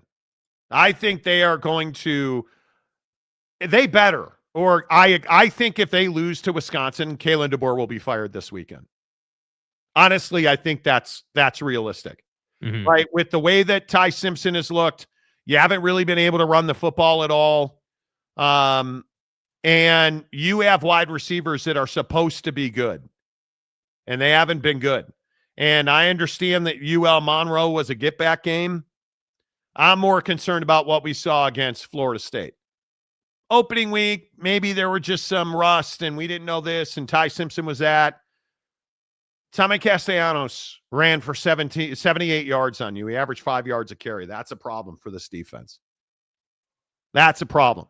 Ty Simpson will get it figured out, right? Like, I mean, Jeremy Bernard, Ryan Williams, you got to get him in, you got to get his ass in line. But they lose to Wisco this weekend, you are firing him. Yeah. I don't know that a single fan will come to the game if you don't fire him. But I think it's a difficult situation. Yeah, I don't like the Scoonies' chances. Dude, are you guys firing Luke Fickell? I mean, Luke Fickell's a hell of a coach. That was a huge hire for Wisco, right? I mean, you guys remember when Luke Fickell went to Wisconsin? That was a big time hire. Yeah, he's everybody's All-American, bro. I think there's a chance he gets fired. And again, on my list of guys getting fired, Deshaun Foster, I think he's getting fired at UCLA. Billy Napier, again, let's talk about Billy Napier at Florida. How big is the Florida job? Huge. I'd have fired Billy last year, bro. Bama or Florida? I'm taking Alabama. Yeah, but if you can't get to Alabama, Florida's a hell of an opportunity. But I was just gonna say, if you're gonna be the head coach at Florida, Ole Miss or Florida, all day long. Lane Kiffin should be a candidate at Florida, right? I look at Kenny should be a candidate at Florida. Nah, I don't know. The guy that I think is going to be a hot candidate this cycle is Eli Drinkwitz at Missouri. Yeah, I think he's a big one. Now, Florida, if I'm Florida, Dan Lanning's the first guy I'm calling. Dan Lanning's the first guy I'm calling. And I love Lanning. I love everything he's done. Here's my problem with Dan Lanning taking any job. What does he want for in Eugene? Yeah, I don't know either. He's got money. He's got resources, stadium, uniforms, Nike, Phil Knight. Talent. What more could you want? The guy, I think he's 37-6. Why would you leave that job? I would never leave that job. Look what happened to Chip Kelly. I would call him. I wouldn't expect Dan Lanning to go. Yeah. I think Lane Train would be stupid not to take that job. And I think Eli Drinkwitz has done such a good job. And you look at what he did at Appy State, and I mean, I just think the guy is clearly capable. That's what he is. Yeah. But I also think now, I also look at James Franklin. Isn't he the leading candidate for every job? And he never seems to leave. Well, right? but again, it's the same thing as Dan. I mean, what is another job gonna offer James Franklin, bro, that he doesn't have already? Right? Like, I mean, like what are you gonna offer the guy that he doesn't have already? I mean, again, as much as I hate Penn State and the whole thing about Penn State, the reality is the guy's got the backing of the school through thick and thin, through all of his BS that he peddles. And they're in the CFP, whether we like it or not, with regularity damn near every year. So why would you leave? And I agree with you on Dan Lanning. Why would you leave? I agree with that sentiment. There's no reason for him to leave. What about Jed Fish, who's a Steve Spurrier guy? Yeah, Jed Fish, in my opinion, is available. And if you're an an SEC won 10 team, games in Tucson. Yeah. Wasn't it 2 years ago? He won 10 games his last year in Tucson. Yes. I mean, he went. He's a Florida alum. He worked for Steve Spurrier. Can't tell me he wouldn't want an SEC job, dude. That might be the best fit, right? I just feel like there's so many jobs, but Alabama is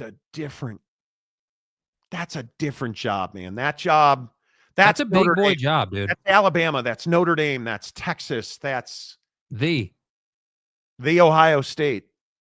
It's a huge job. There's like 5 of those in all of college football.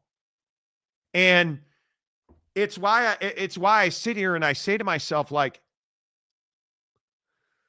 if you're Dan Lanning, I understand everybody who turned down that job because it was Nick Saban you were replacing, totally get it. Yeah. I wouldn't leave Oregon to go to Florida. I would leave Oregon to go to Bama. I wouldn't leave, like Marcus Freeman. I hope he's on the clock because we're going to have a terrible season. Do you know how many coaches would crawl over dead bodies to get the Notre Dame job? A lot. Everyone. Yet they hired Marcus Freeman, who doesn't recruit quarterbacks, which is amazing. Does anybody call Lincoln Riley?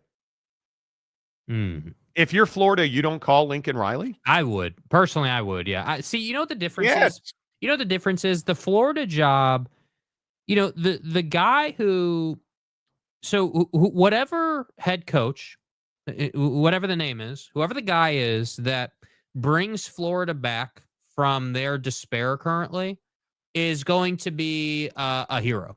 Like, that's where that program is at right now. There are expectations. Billy wrote this whole narrative about how they had a great recruiting class and Lagway is a stud and man, we're amazing and look at AR-15 that we put in the draft and wow, everything's awesome. But the reality is Florida should be a CFP team every year, and they're not, and they haven't been. And it's incredible when you think about, hey, well, the SEC is regarded as the best conference in college football, and they're not even doing it. Like, they don't even have all the teams going at 100% right now. And Florida is one of those teams that should be a CFP contender and an SEC candidate every single year. So the Bama job is tougher to get than Florida because the expectations are just astronomical at Alabama. But I would also make the case that if you go to Florida, if you're Drinkowitz and you go to Florida, if you're Jedd Fisch and you go to Florida and you take him to the CFP, dude, you're going to be a national icon and a hero in Gainesville, bro. Like, there's a lot there. Yeah, I don't know. I think Billy Napier's out. Mike Gundy's out. I have to think Pry at Virginia Tech's getting fired. I think if Kalen DeBoer loses this weekend, he's in real trouble. Deshaun Foster's out. David Braun at Northwestern.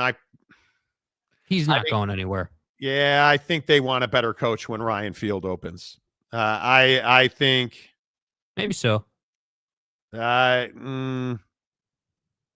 can't believe Luke Fickell is this much of a failure. Like, that's shocking to me. Am I being too hard on Luke Fickell?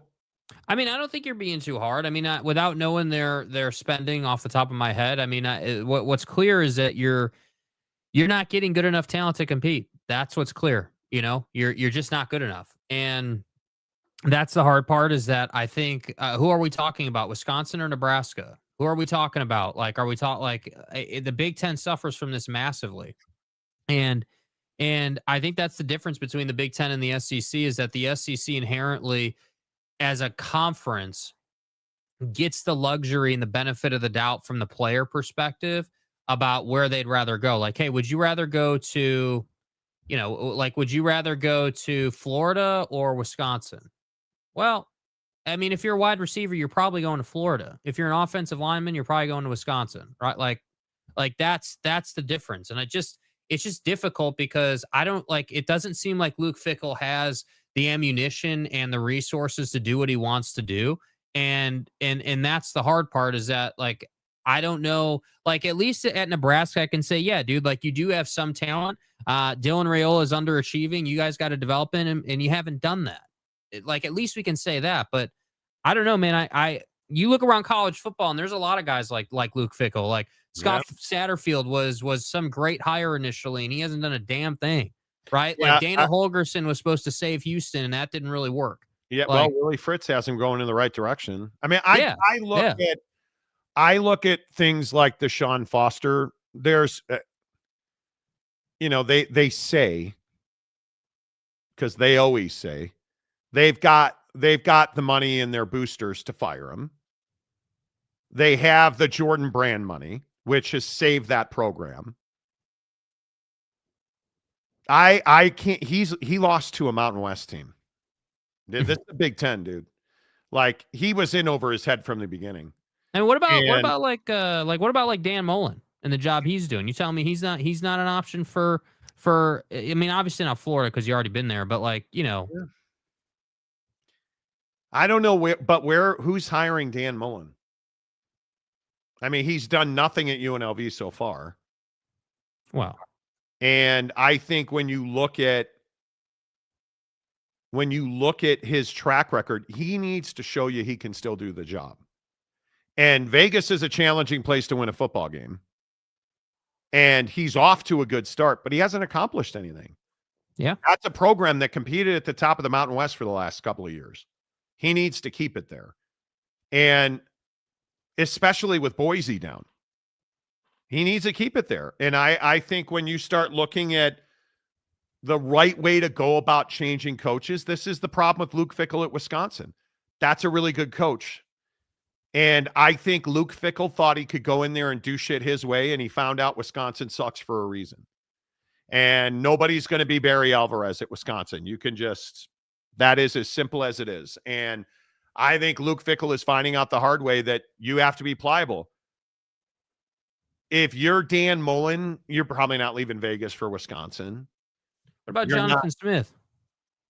That Jonathan Smith hasn't done anything.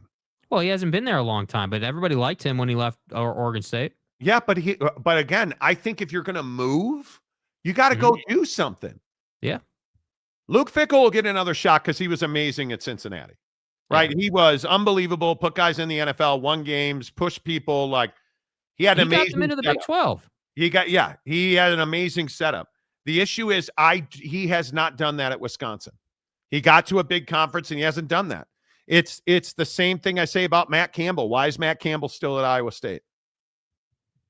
Maybe Matt Campbell doesn't see himself as a Bama guy. Maybe he doesn't.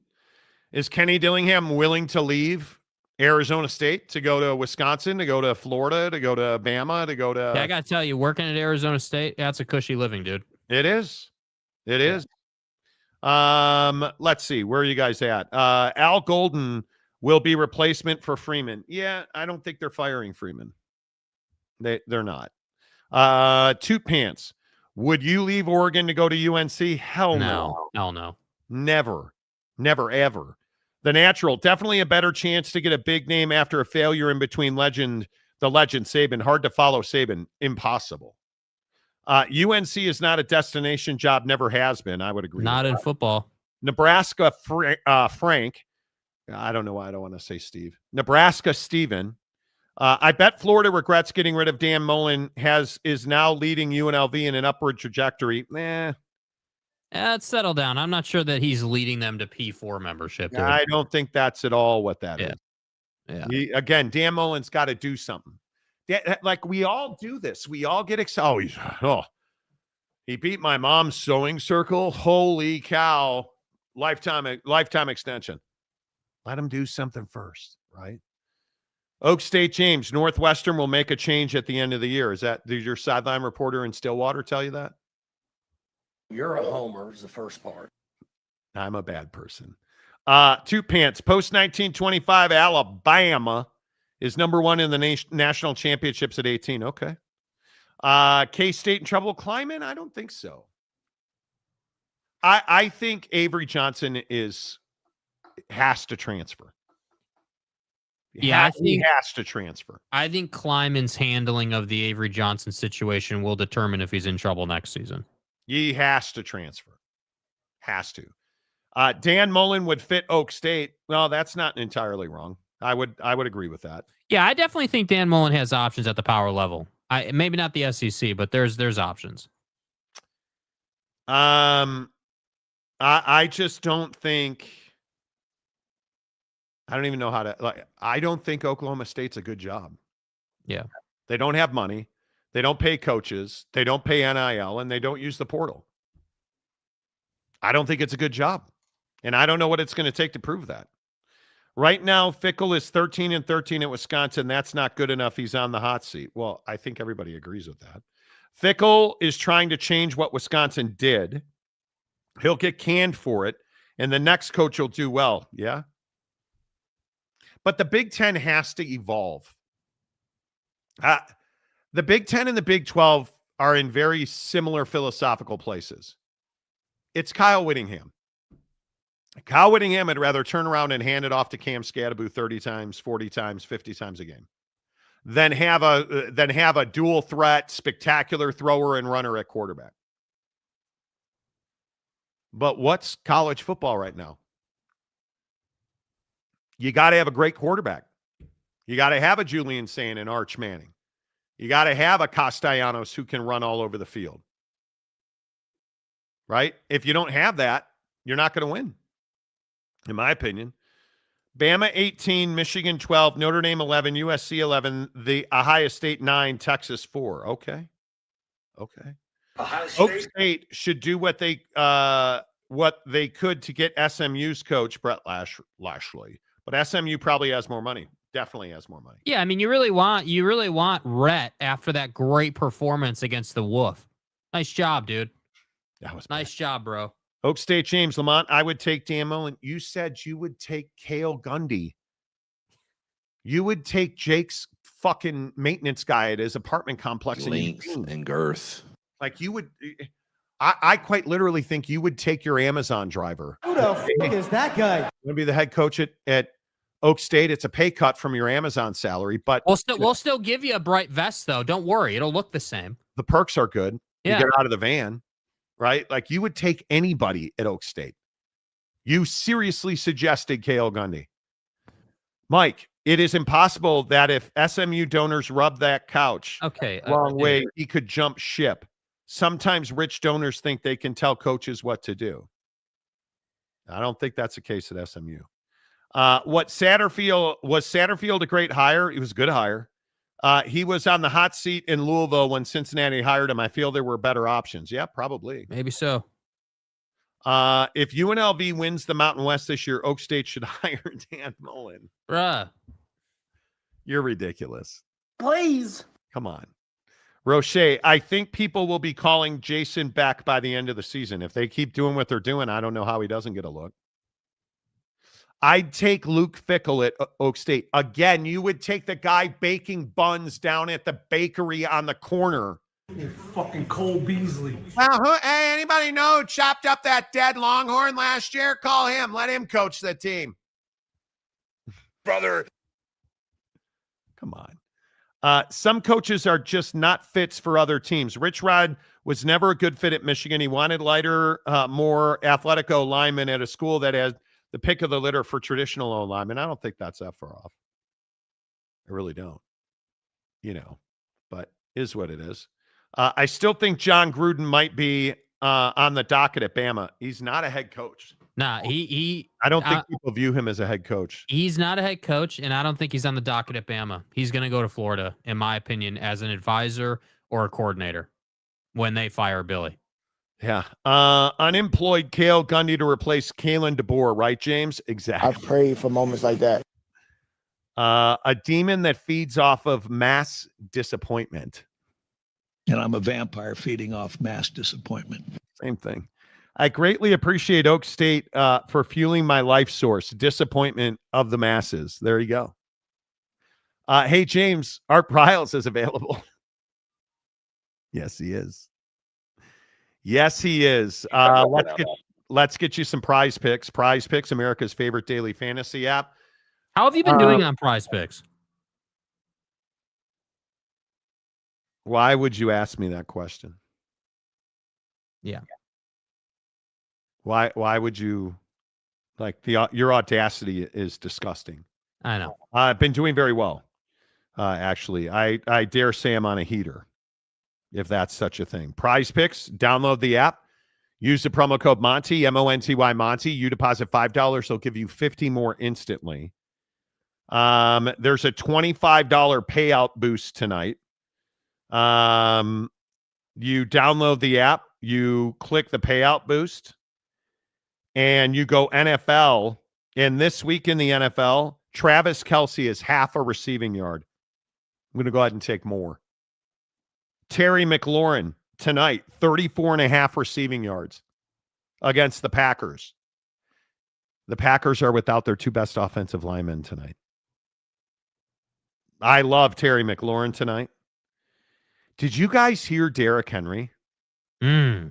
This is wild.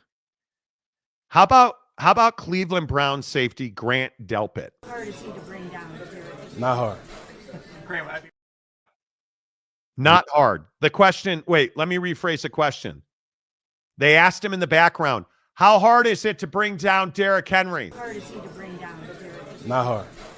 Graham, I mean, going back to that, we saw it last year. You obviously weren't afraid in that first matchup to take him on. Yeah. So where does that come from? Is that a mindset?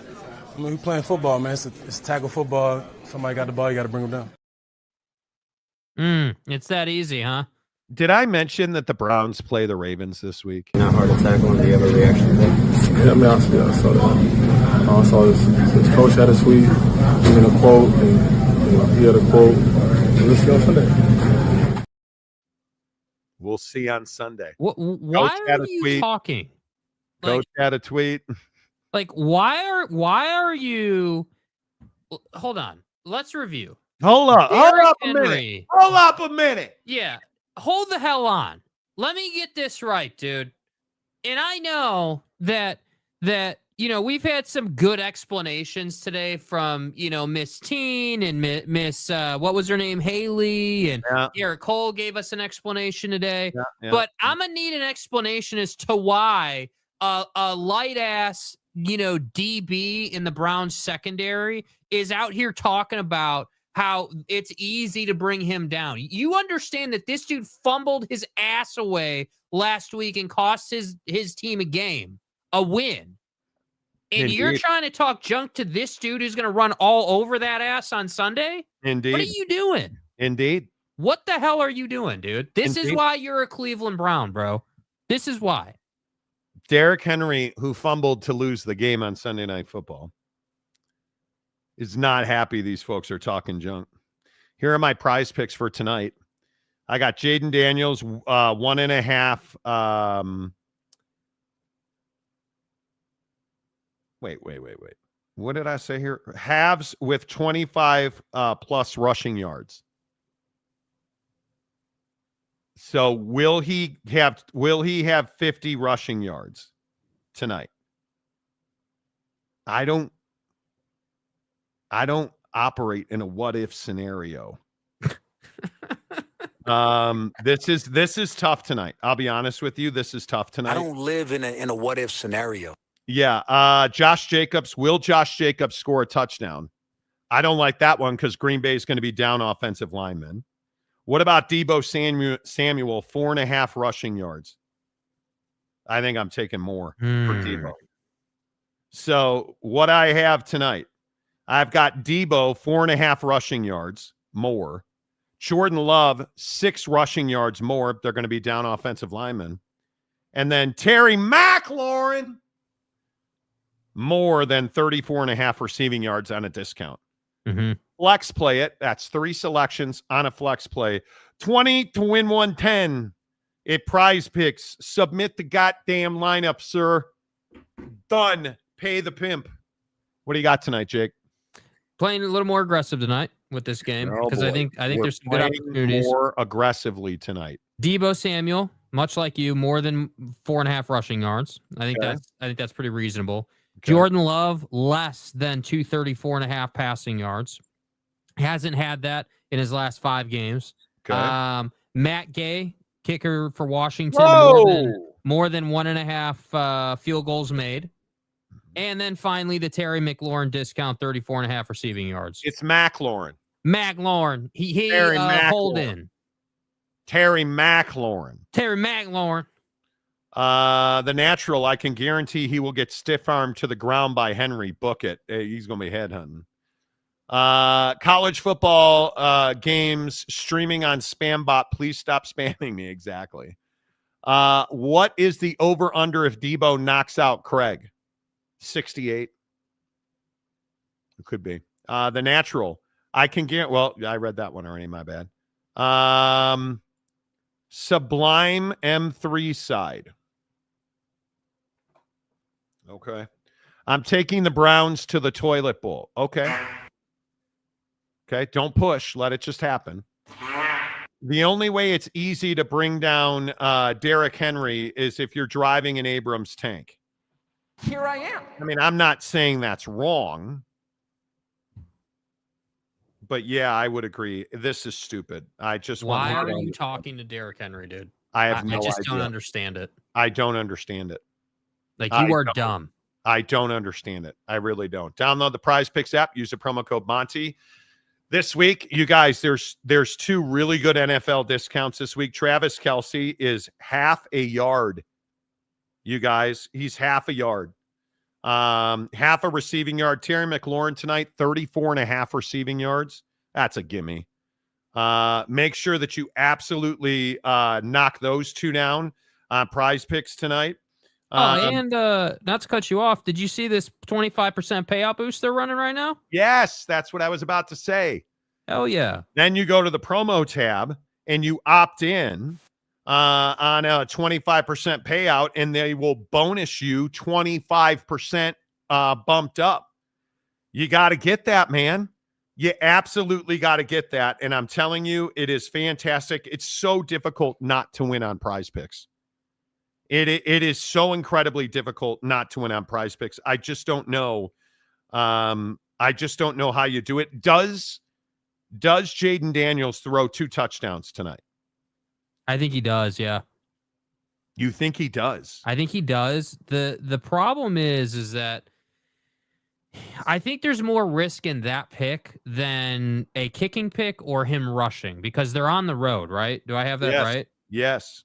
So I would yeah, I would be taking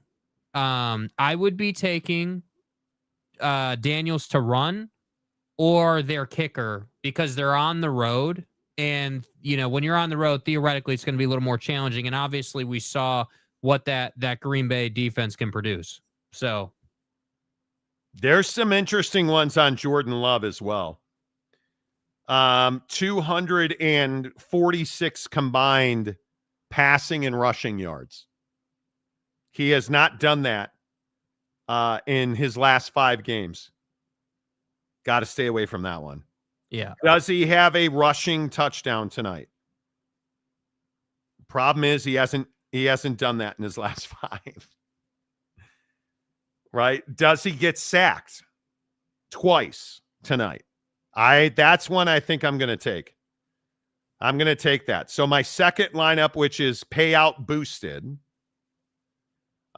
is going to be Jaden Daniels, 2 touchdowns, Jordan Love, 2 sacks, and Terry McLaurin, 34.5. I think that's the way I'm going to go with that. Yeah. What do you think? Yeah, I like it. That'll work. Okay. We'll go 20 to win 160. Nice. Okay. All right, there we go. Download the Prize Picks app. You deposit $5, you give them 50 more. You can play all season on that. I did not think we would be talking about Notre Dame swimming today. I'm sorry. What? I kind of thought people were going to bring this up, and I'm a little surprised. Do we really have to talk about negative ass stuff 2 days in a row, bro? Really? Well, yeah, I guess we don't. It is what it is. It's fine. Let's I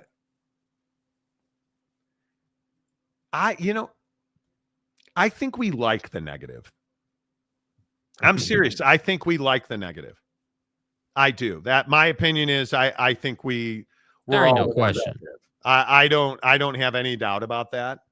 But where are you guys at on this game tonight? How much do you like Green Bay with Micah Parsons? Looks like he's going to start. Mm-hmm. Do you like the Packers? The Packers are -3.5 at home tonight. And I think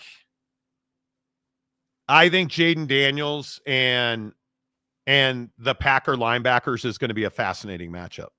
Yeah, this is the first game of the year for Jaden Daniels where he's going to have to really perform for them to win this game. I think that I think he's capable of it, but we need to see it, right? I mean, obviously the conversation for him this year is sophomore slump. Can you be the same guy you were last year, this year? Now there's a ton of tape on you. Now guys know how to respond to you. And I think you're exactly right. This game, the reason I'm excited about this game is because I want to see the pre-snap read. I want to see the checks. I want to see the adjustments. I want to see him make good decisions. And most importantly, I want to see him manipulate the safety to get his guys open. And that's where, all the talk last year about VR prep and, being prepared and understanding what the defense is doing, was it that last year or was it that nobody knew how capable you were last year? And I'm inclined to think that it's that nobody knew how capable you were. and you were really prepared. And so you were just able to take advantage of teams. But I really want to see that. I think he's capable of going out and putting up a big performance tonight. But this is exactly why you went and got Micah, because you want to be able to get to him and make him uncomfortable and put pressure on him and force him into bad throws. Yeah, I think that the Commanders' defense is better than any of you jackwagons are going to give them credit for. I think the Commanders' defense is going to win this game. I actually like the Commanders a lot tonight. I just don't know how much I trust Jordan Love against the Commanders' defense. With 2 offensive linemen are out, I think you gotta lean heavily. Josh Jacobs, I think, is going to have a very tough night. I think his number's 80.5 rushing yards. I think you got to take less. Mm-hmm. I think those are the storylines tonight. And I just don't know. I don't know how you fix it. That's the biggest problem that I have is I don't know how you fix the Packer offense when you're going up against a very good defense and your offensive line's going to be down 2 guys. I think it's a huge problem. Facts. No question about it. No question about it. And I think that, the thing for Jordan Love this year is he's got to be a franchise guy, man. And these are the kind of games that you're paying him all that money to go out and be that dude. And are you a buyer or a seller? I'm a seller on Jordan Love. I think that he's good, not great. I think that, the people that want to tell you that this guy's capable of being Dak, you're out of your damn mind. I don't think he's shown you he's as good of a thrower as Dak is, I think that Jordan Love made his contract, the extension he got or whatever, that was solidified in that Cowboy game, and that defense is terrible. And, he made some good throws last week, but clearly I think we can all agree the Lions are not the same team that they were. So I would agree. That's why I say, I just think that this game tonight is the very definition of a trap game for the Packers, where you're home, you should win the game. Theoretically, you're at home, you're a solid team, you have the goods to win the game, but I'm just not confident that you will. I need to see that out of you. I need to see that you can, get the job done if you get down in this game early. Like those are the things that I'm looking for. And that's where I say, like in college football, everyone wants to say, oh, well, hey, the defenses are ahead of the offenses. In the NFL, it doesn't really work like that, in my opinion. These guys have been playing together long enough. The expectation should be that you do the job tonight. And I'm just not yet that confident in Jordan Love in the offense. Does Micah Parsons make them equal? Or are they the bad? Because I think the Bears and Vikings are clearly a cut below the Packers and Lions. Yeah. And I think we saw the Packers are better than the Lions when they're at full strength. I think if they win this game tonight, I don't know how this division doesn't belong to the Packers until something changes. Yeah, I mean, I think that Viking fan is gonna disagree with that. And the only thing I have to say about the Vikings is look who you played. Look at all the mistakes and all the benefits you got in that game.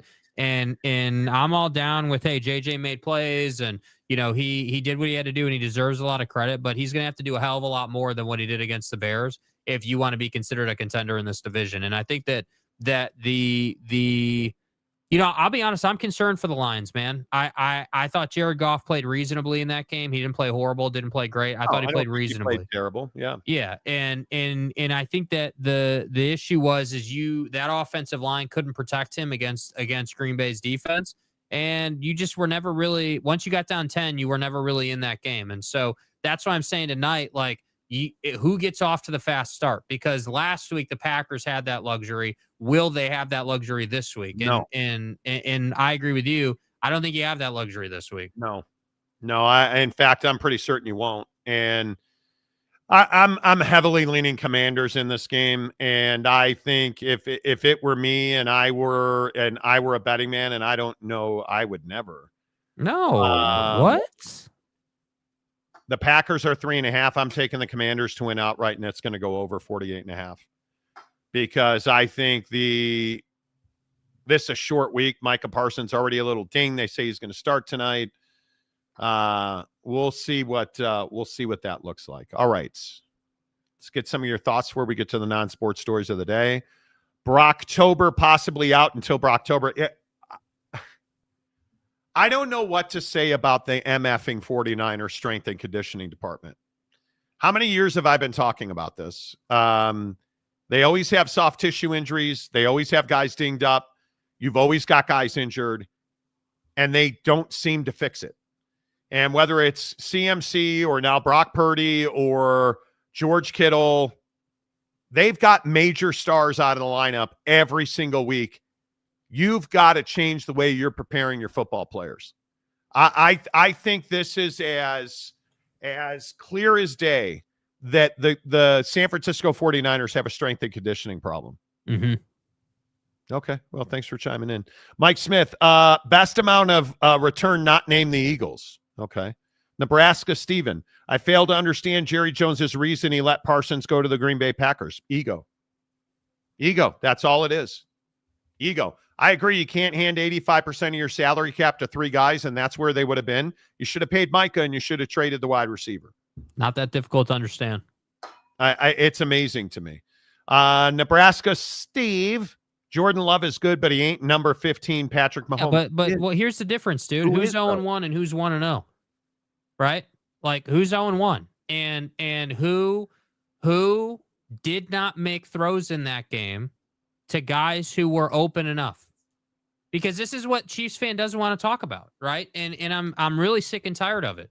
Patrick Mahomes didn't make throws in that game that he should have made, and Travis Kelce's fat ass is out here running into his own guys and absolutely killing the momentum of a drive that ultimately cost you the game. And yeah, here, let me say it too. The witchcraft of Spagnuolo with a patchwork defense didn't exactly work out against a guy who's got an absolute cannon and can outthrow your safeties. Like, I understand that the Chiefs have been the guy. They've been the team. They've been, everybody loves them, and Taylor Swift, and they're getting engaged, and, you know, New Heights podcast, and, oh man, look at his new haircut, and look at how much work Travis Kelce did on the pen. Like, cool, dude. All the offseason narratives are done. You're 0-1. You didn't really look all that good. And frankly, it's going to take a lot for me to believe that you're a Super Bowl team this year. Like, you need to reload that team. Stop telling me that you're a Super Bowl winner this year, dude. Like, I don't see it in that squad right now. Like, they got a lot of proving to do. Yeah, I agree. Packers look better with Micah Parsons. Washington has to double team Parsons. They don't have to double team him. They have a system that does that for them. And their offense is designed. You can't one guy scheme the Commanders. That's what they were so successful at last year. So Micah's a game wrecker. He's going to wreck games. You got to make plays outside of that. You know, like that to me is huge. The Eagles offered more in return. Yes, they did. Absolutely, they did. But Andy Reid kills it in the State Farm ads. He does. Yeah, it's not an Andy Reid issue, in my opinion. Yep, totally agree. All right, let's get a Charlie Kirk update for you. Obviously, we talked about that story a lot yesterday. What do you guys think about this? First of all, Kash Patel, the director of the FBI, is taking a lot of crap over this. Do you guys, I don't know, is blame the right word? Do you guys put a lot of blame on Kash Patel for saying they caught the guy and then it turns out they never had him? Yes, I do. I think that's a huge mistake. And I know there's a lot of pressure in these situations to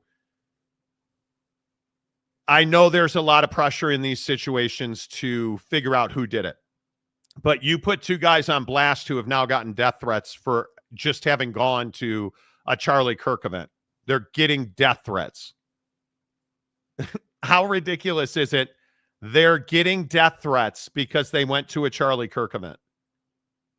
Like, they had nothing to do with the shooting. The FBI detained them and questioned them. And immediately, I know we're a very patient society. Immediately, people labeled them as guilty, including Kash Patel, the director of the FBI, and then they had to release him. Here is the actual suspect that they believe was the trigger man. He is said to be Caucasian, in his 20s, college age, and highly trained. I told you yesterday on the show that was my suspicion. is that whoever took this shot was highly trained.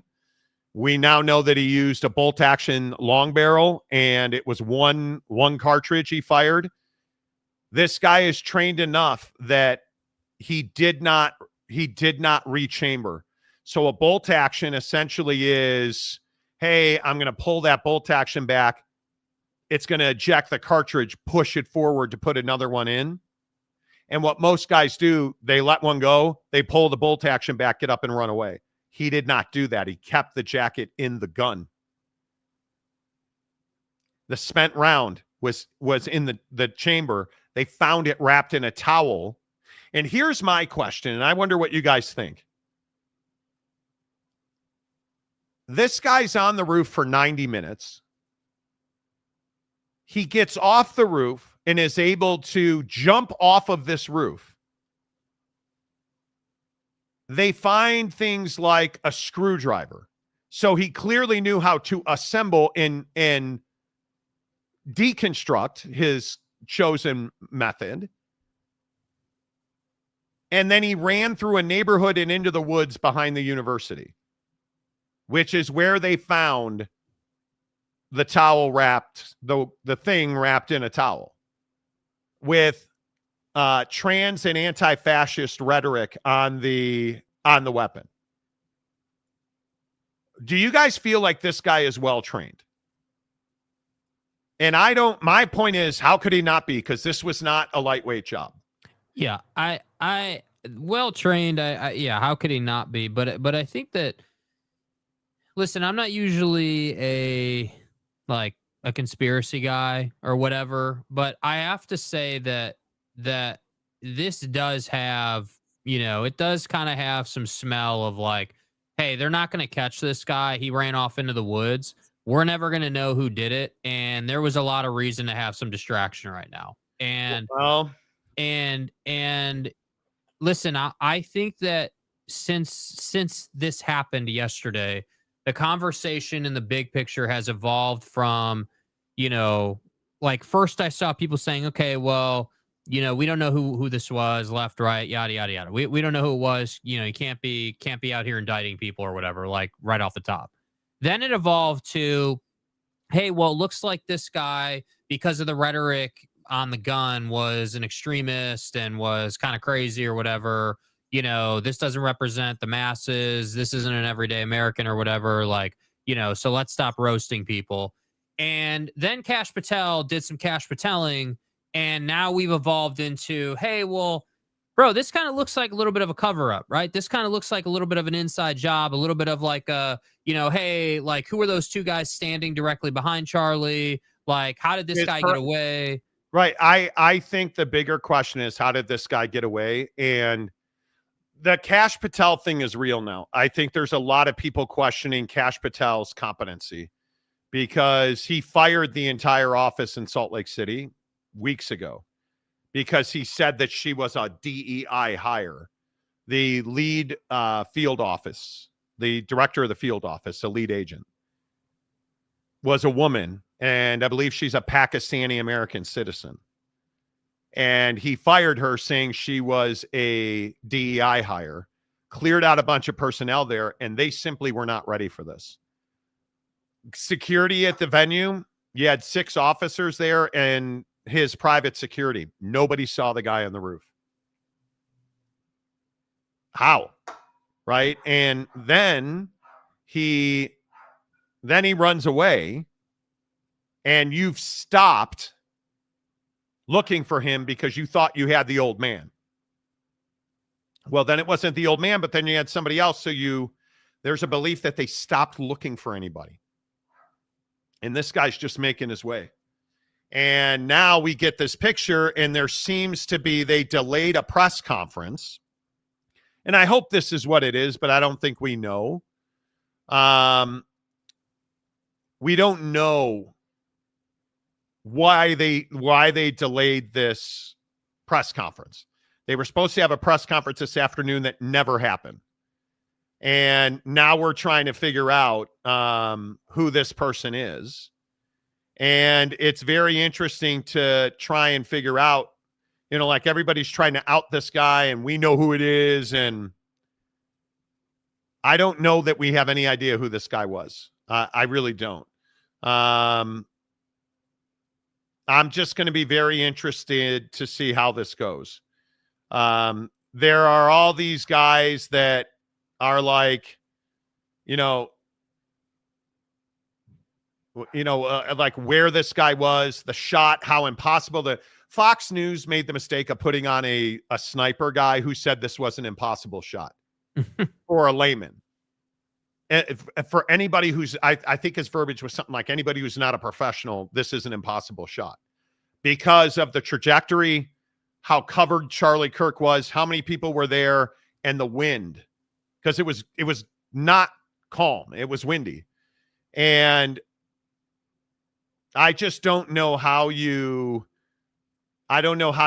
figure this out. That's the thing that you're going to have to figure out, is how do you get back to a place where you're going to arrest somebody and then you're going to try and figure out who is who and who did this, and I just think it's and really have difficult. people believe it. Yeah, I mean, and that's the most important part. I mean, this is, again, it's what I said yesterday. Like, regardless of your political beliefs or what you thought of Charlie, like, this is not something that can take place in our country. And I think that it's not good enough just to be like, hey, we found this guy, he's the guy. Like, we're not gonna buy that, dude. Like if you roll up tomorrow and you've arrested somebody, I'm not sure that everyone's just gonna buy it. Like, I think, like the mistake, and the reason that I don't respect Kash Patel and the job he's doing is because why are you trying to be first, bro? Why are you guessing? Like, why are you like, yeah, we've got him in custody. Oh, turns out he's not the guy. Like, what? Like, how do you say that? How do you put that messaging out? How is the FBI director? Are you like, we got the guy, and then no, we did? Like, what? Like, what do you mean, dude? What you should have said is, hey, we've arrested an individual who was suspicious, but we're unsure if he was the shooter. We're questioning. That's what you should have said. Just be honest. Like, hey, we've arrested an individual as part of our investigation. Updates to come. It's not that difficult, dude. But how do you fumble this bad? I don't know. That's what I don't get. And I really hope that it's not. I really hope this guy gets caught. And I really hope that we go a long way to identifying him and figuring out what happened, because this is really tough, dude. It's a tough day. It's a tough story. And I saw so many people, like, it's so frustrating to me that we have a lot of people who are celebrating that. And it's just not something to celebrate. And I know that that's frustrating that I say that to people, and everybody's trying to say I'm a liberal, and the other people are saying I'm a conservative because I'm defending. Like, that's what we got to stop. Like, trying to back people into corners, because I've grown up a Republican pretty much my entire life, and I don't agree with our current Republican Party, and I do not agree with anything that Charlie Kirk has said.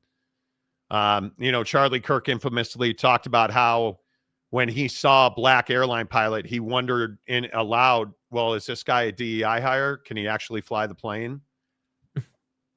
How ridiculous is that? I don't agree with anything that Charlie Kirk said, but I also agree with his ability to say that. And now we're getting all of this hate and vitriol off of it. It's just, and this guy's running around our country somewhere, and he hasn't been caught. And I understand there's the reward is supposedly now up to $150,000. But this is a really tough one to solve, I think. Yeah. Welcome Sublime Side to the membership. Thank you. Appreciate that. Thank you. Nebraska Steve, if this guy is on the loose, could he have other targets in mind? Who knows? I don't ever believe in leaping to conclusions or wondering, or, the rifle could have come out of half the homes in Utah. No question. Was he highly trained? He obviously had experience on the range. This isn't experience on the range.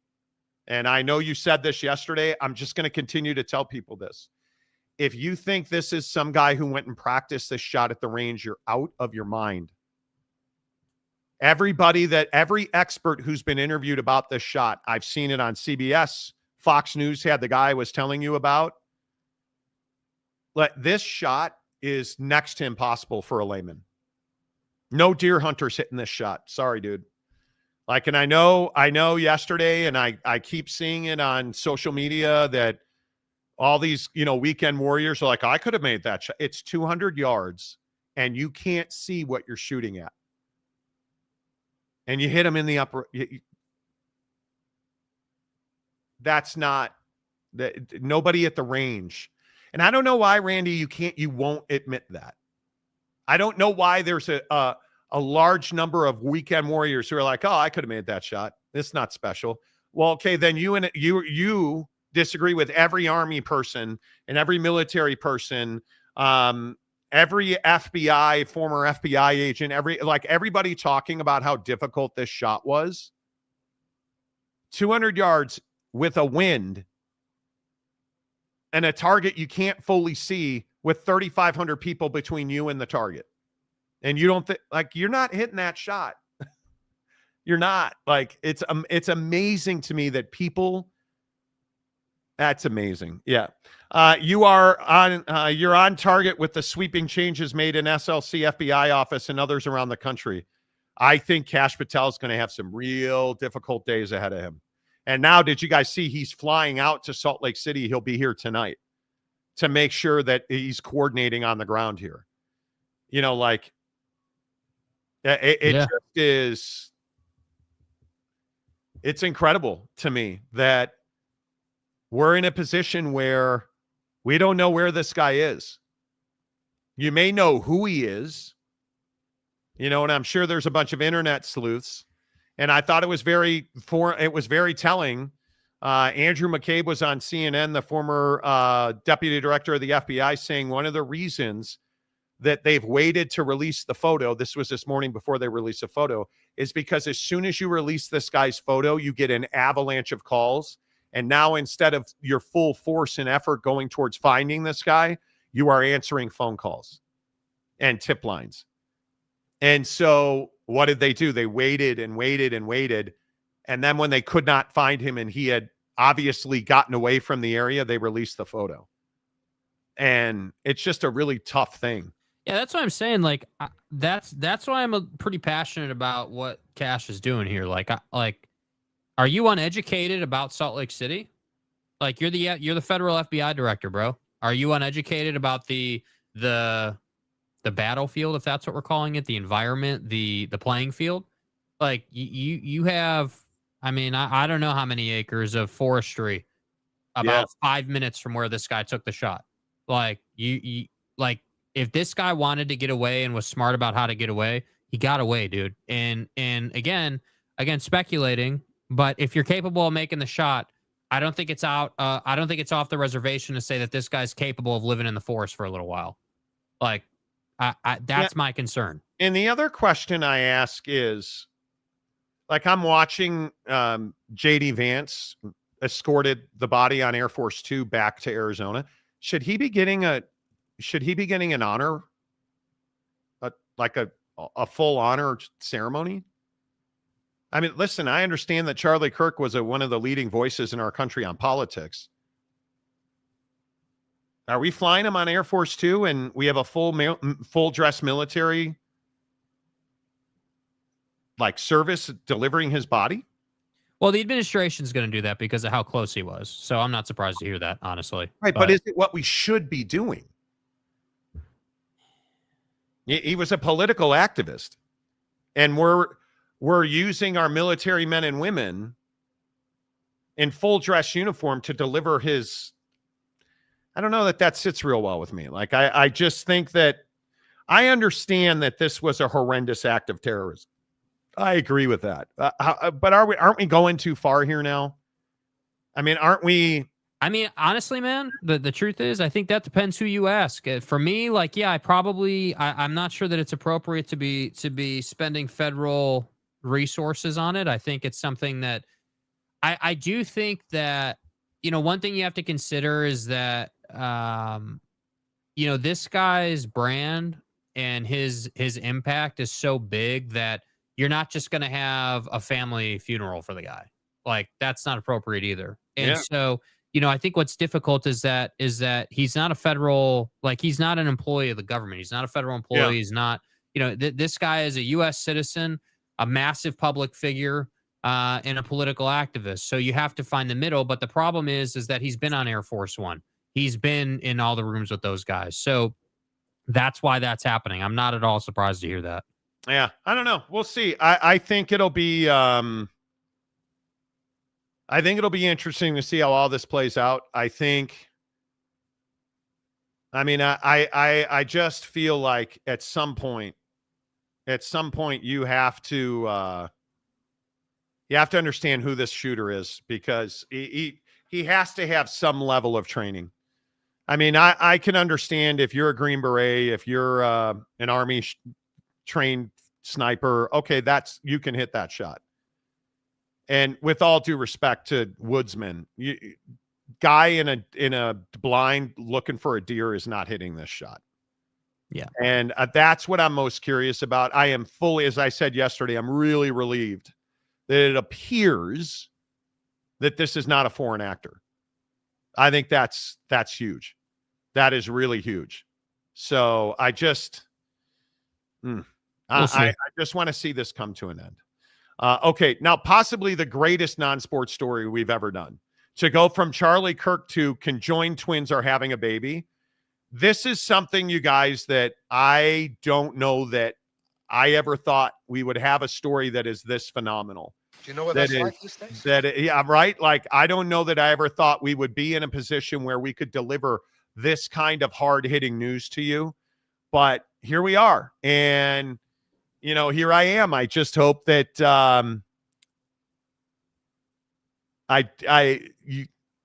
it's incredible. This is one that you should Here I am. This is one you should probably buckle up for.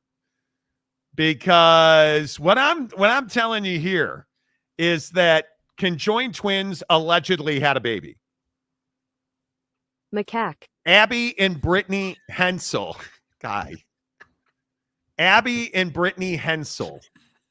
Conjoined twins. Now, anatomically, they share an upper body. Right? One of them controls the right leg and the right arm. The other one controls the left leg and the left arm. And one of them is married. The other one is not. And then this picture came out of the twins loading a baby into a Tesla. I've got questions. First of all, now work with me on this, because Abby and Brittany Hensel, I make no light of being a conjoined twin. It's a very difficult existence that they are making the best of. Now, my question is, one of you falls in love and one of you gets married. What are the actual mechanics of you consummating this marriage?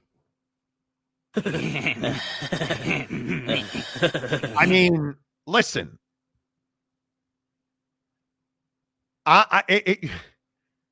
I'm here just to ask questions. Does one close her eyes? Does one Holden Middick? Does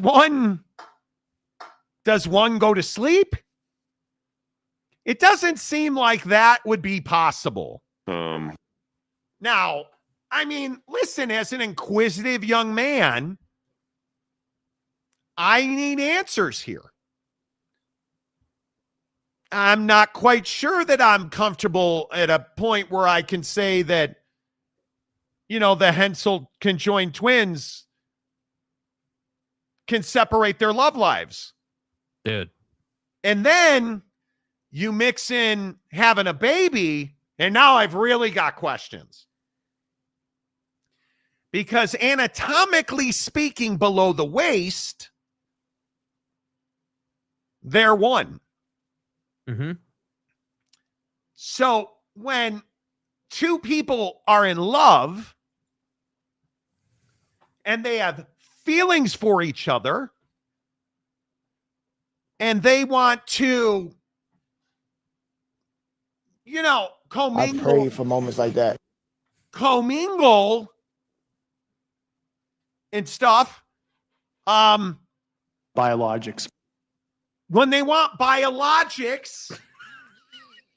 Human or non-human? Human. Biologics. So they're both enjoying the biologics. Honestly, I'd start stroking guys. With the well, and I'm not telling you not to. I'm not here to tell you how to put the seed in the ground. Honestly, I'd start stroking guys. Well, you would be entitled. I'm certainly not one who would judge. You got to get stroked. Such things. But don't I have more questions about my dude than I do about the twins? Yes. Hell yes. Don't we need to know what kind of freaky mother effer this guy is? Yay. That you're in the conjoined twins business, bud?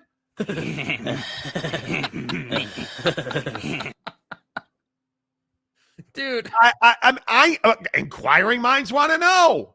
What was here's what I want to know. Buddy, how did we meet? Did you guys meet on Hinge or a dating app or what was that like? Last year, news broke that Joshua Bowling had married Abby, though the couple had actually tied the knot in 2021. Their wedding was not made public until March of 2024, when Today's Show obtained records confirming the nuptial. And then, if we're going to get truly, how shall I say, if we're going to get truly interesting, and listen, you guys know that I am a fan of the TikTok. There's a video that I hesitate to share this screenshot because, well, I just know who you guys are. There's a video out there, and stuff about how shall we say, about how the plumbing is laid down. Like, for instance. and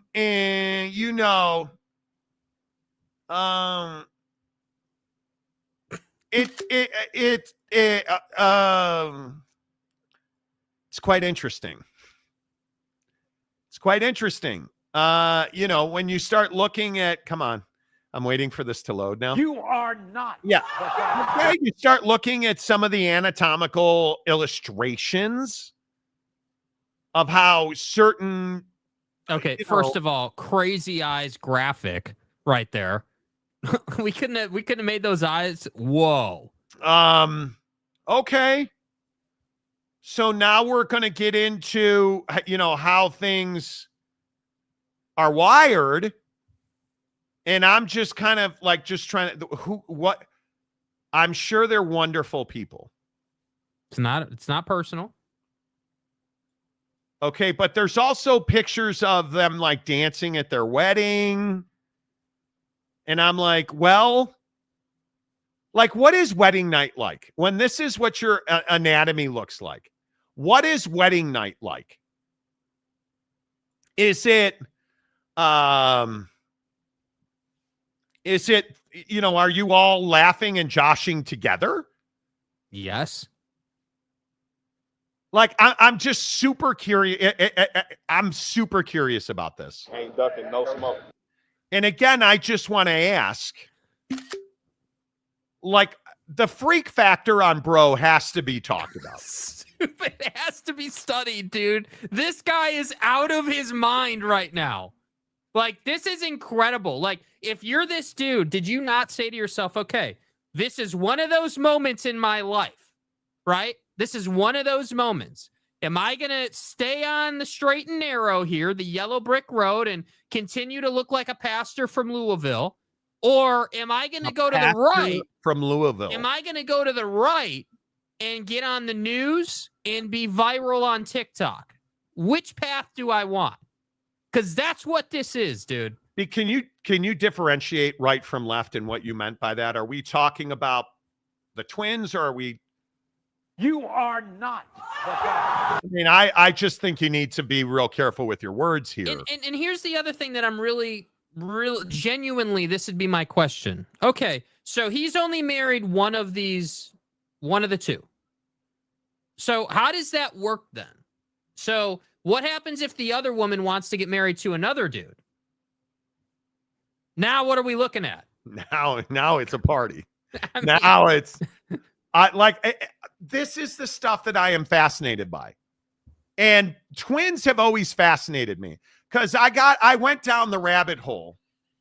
I listened to a podcast called the Bad Friends Podcast. Yeah. If you don't listen to the Bad Friends Podcast, you're doing life wrong. I listen to it every week. It's hysterical. They had a story about mirror twins. And have you guys ever looked up mirror twins? Because what that means is they're identical twins who have few key characteristics on opposite sides of their bodies, where they're essentially a mirror image of each other. And it is craziness, dude, that both of their right side matches your left side, their left side matches your right side. Mirror images. You are looking literally at yourself in the mirror when you stare at your mirror image twin. Like, do you want to be a twin? No, I don't. Nope. Hell no. And then if and that's why I have all kinds of questions about like the conjoined twins having a baby. Bro. Nah, bro. Like, no. How long? One of the questions that I genuinely would have is how long did it take the twins to learn how to walk and to operate in the day-to-day? Because clearly they got this thing on lock. They clearly are capable. Well, again, they're conjoined above the waist. Right. So anatomically they have two legs, two arms, but they have two upper torsos. They each have their own stomach. But everything below the waist is one. So when one's having some,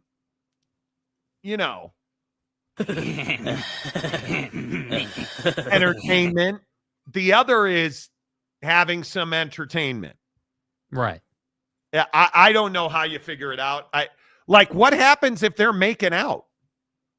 Well, that's my point. Like how does this work? Making out with her, aren't you married to both of the twins? I mean, you have to be, right? I mean, that's the agreement. No, I think so. I mean, that's my question. So you legally got married to one of them, but they don't have the choice of not being around when one of them is getting after it. So how do you you just have to be good with that, I guess. I mean, obviously they've been dealing with this their whole life in terms of they're literally they are I'm trying to wrap my head around hey, yeah, you're sharing one life essentially, or two lives inside of one body, and you just got to be good with that. I don't know, man. That's crazy. And then if we really want to get crazy, and if we really want to throw some curveballs into the at-bat, then there are twins who marry twins. Bro. And I'm just okay, if the lights are off and Dan and Steve are with Karen and Cheryl, and then Steve and Cheryl get together with Karen and Dan, and all of a sudden you wake up like that, and the lights are on, you're like, hey, stay hard. Why are you bent to the left all of a sudden here, Steve-O? Sucking a ding dong. How do you bro? They look awfully similar. And bro, this whole twin thing is crazy. Mike out here, dude. Mike, you need to chill, dude. Why is he wrong? Come on, bro. Is he wrong? Dude. Hey, Kev, hey, man. Kev, I'm a little bored. Sheila looked a little better than Jenny tonight. Can we do the whole switcheroo in the dark thing? What do you think? They didn't catch us last time. Maybe, I want a different cut of meat this time. Can we, dude, tell me that if you're identical twins, you're like, hey, Kever, schemers trying to control their you've talked about it. Yeah. You know it, and I know it. And I think it's only natural. It's only natural. We know what you hyenas are about. We know this. The conjoined twins sex thing is really weird to me. It's different, dude. Like, they don't have a choice. Somebody needs to call and have a background check done on this dude, because his cock. Somebody needs to explain. Did this guy hit the lottery here, or? So listen, when they have a kid, whose kid is it technically? Theirs. Like, are both of their names? Are they both the mom? Well, it comes out of the same. It comes out of one highway. One tunnel. They share a tunnel. I mean, everything below the waist is singular. I don't know if I don't quite know how to answer that, to be honest. I agree that Buddy needs to be studied for his decision making and his wildness. Like, what's this dude's name? This dude's name is this guy's like Larry or something. Joshua. That's what this dude is. Joshua. Yes. Joshua. Exactly. U.S. Americans. I am. I think these dudes. Here's what I can't wrap my head around. Whoa. You can't tell me that he is in love with one of them and not the other one. I want you to listen to me. How could you be? Right? And again, figure something out. Are sisters sharing a boyfriend? In this case, they are. But in real life, no. His name is Josh Bowling, an Army veteran and nurse. Josh. Yes. Joshua. Josh. He very much is a Joshua, isn't he? No, he's much more of like a Kyle or a Larry. Yeah, I mean, listen, publicly you're married to one of them, but there's an agreement between the three of them that's what it is. But look at this picture right here. Here's what I have a problem with. Which one is his wife? Don't know. Well, it would have to be the one closer to him. Uh-oh! Damn. Dangerous misinformation. See, so privately, it's on. Like, it just is what it is. Well, I don't really get it. Which one is his wife? I don't know. I want the best people. Somebody could you ever? Like, no, I could not. I'm a terrible husband to one woman. Two women that walk around together at all times? No, dude, I'd be in so much trouble. Like, what if you're not married to both of them? Is she like, why are you staring at her? I'm not. Are you checking my sister out? No. Hey, are you rubbing on her leg or mine? Yeah, right? I'm not talking about that. You're never winning, dude. No. You are never winning. But that's what I'm saying. It's like there has to be an agreement between the three of them that like who are you having sex with? Us? Like, you know what I mean? Like, it's unfair of them to say to Josh, hey, you can't look at her, but you can look at me, even though we're inside of a 1x1 box. Is this not Sister Wives all over again? Yeah, pretty much. Yeah. But in the same room and they're connected. I mean, connected. Their hormones are separate. That she can, and I don't want to be grotesque, but while one can have her week, And it's No, that's not how it works, dude. Yes, it You is. don't get a week on Yes, and a week it is. off, bro. No, this son of a bitch gets 2 weeks a month. Dude, bro went out here. Bro went out here and absolutely ran the buy one, get one for free deal for his entire life, dude. Like, yeah, thanks, Gabe. This is what I'm talking about right here, dude. That's exactly what this is. Hey, nope. One down low, 2 up high, and we're just gonna live that way. And I'm gonna be viral on TikTok the rest of my life, dude. No, I'm not interested. You can have my TikTok followers. I'm not here. You don't get to say 1 week on, 1 week off, or it's Cheryl's week and then it's Susie's week. No. She is expelling certain things for 1 week. And then maybe a week later, the other woman is in that time of the month where.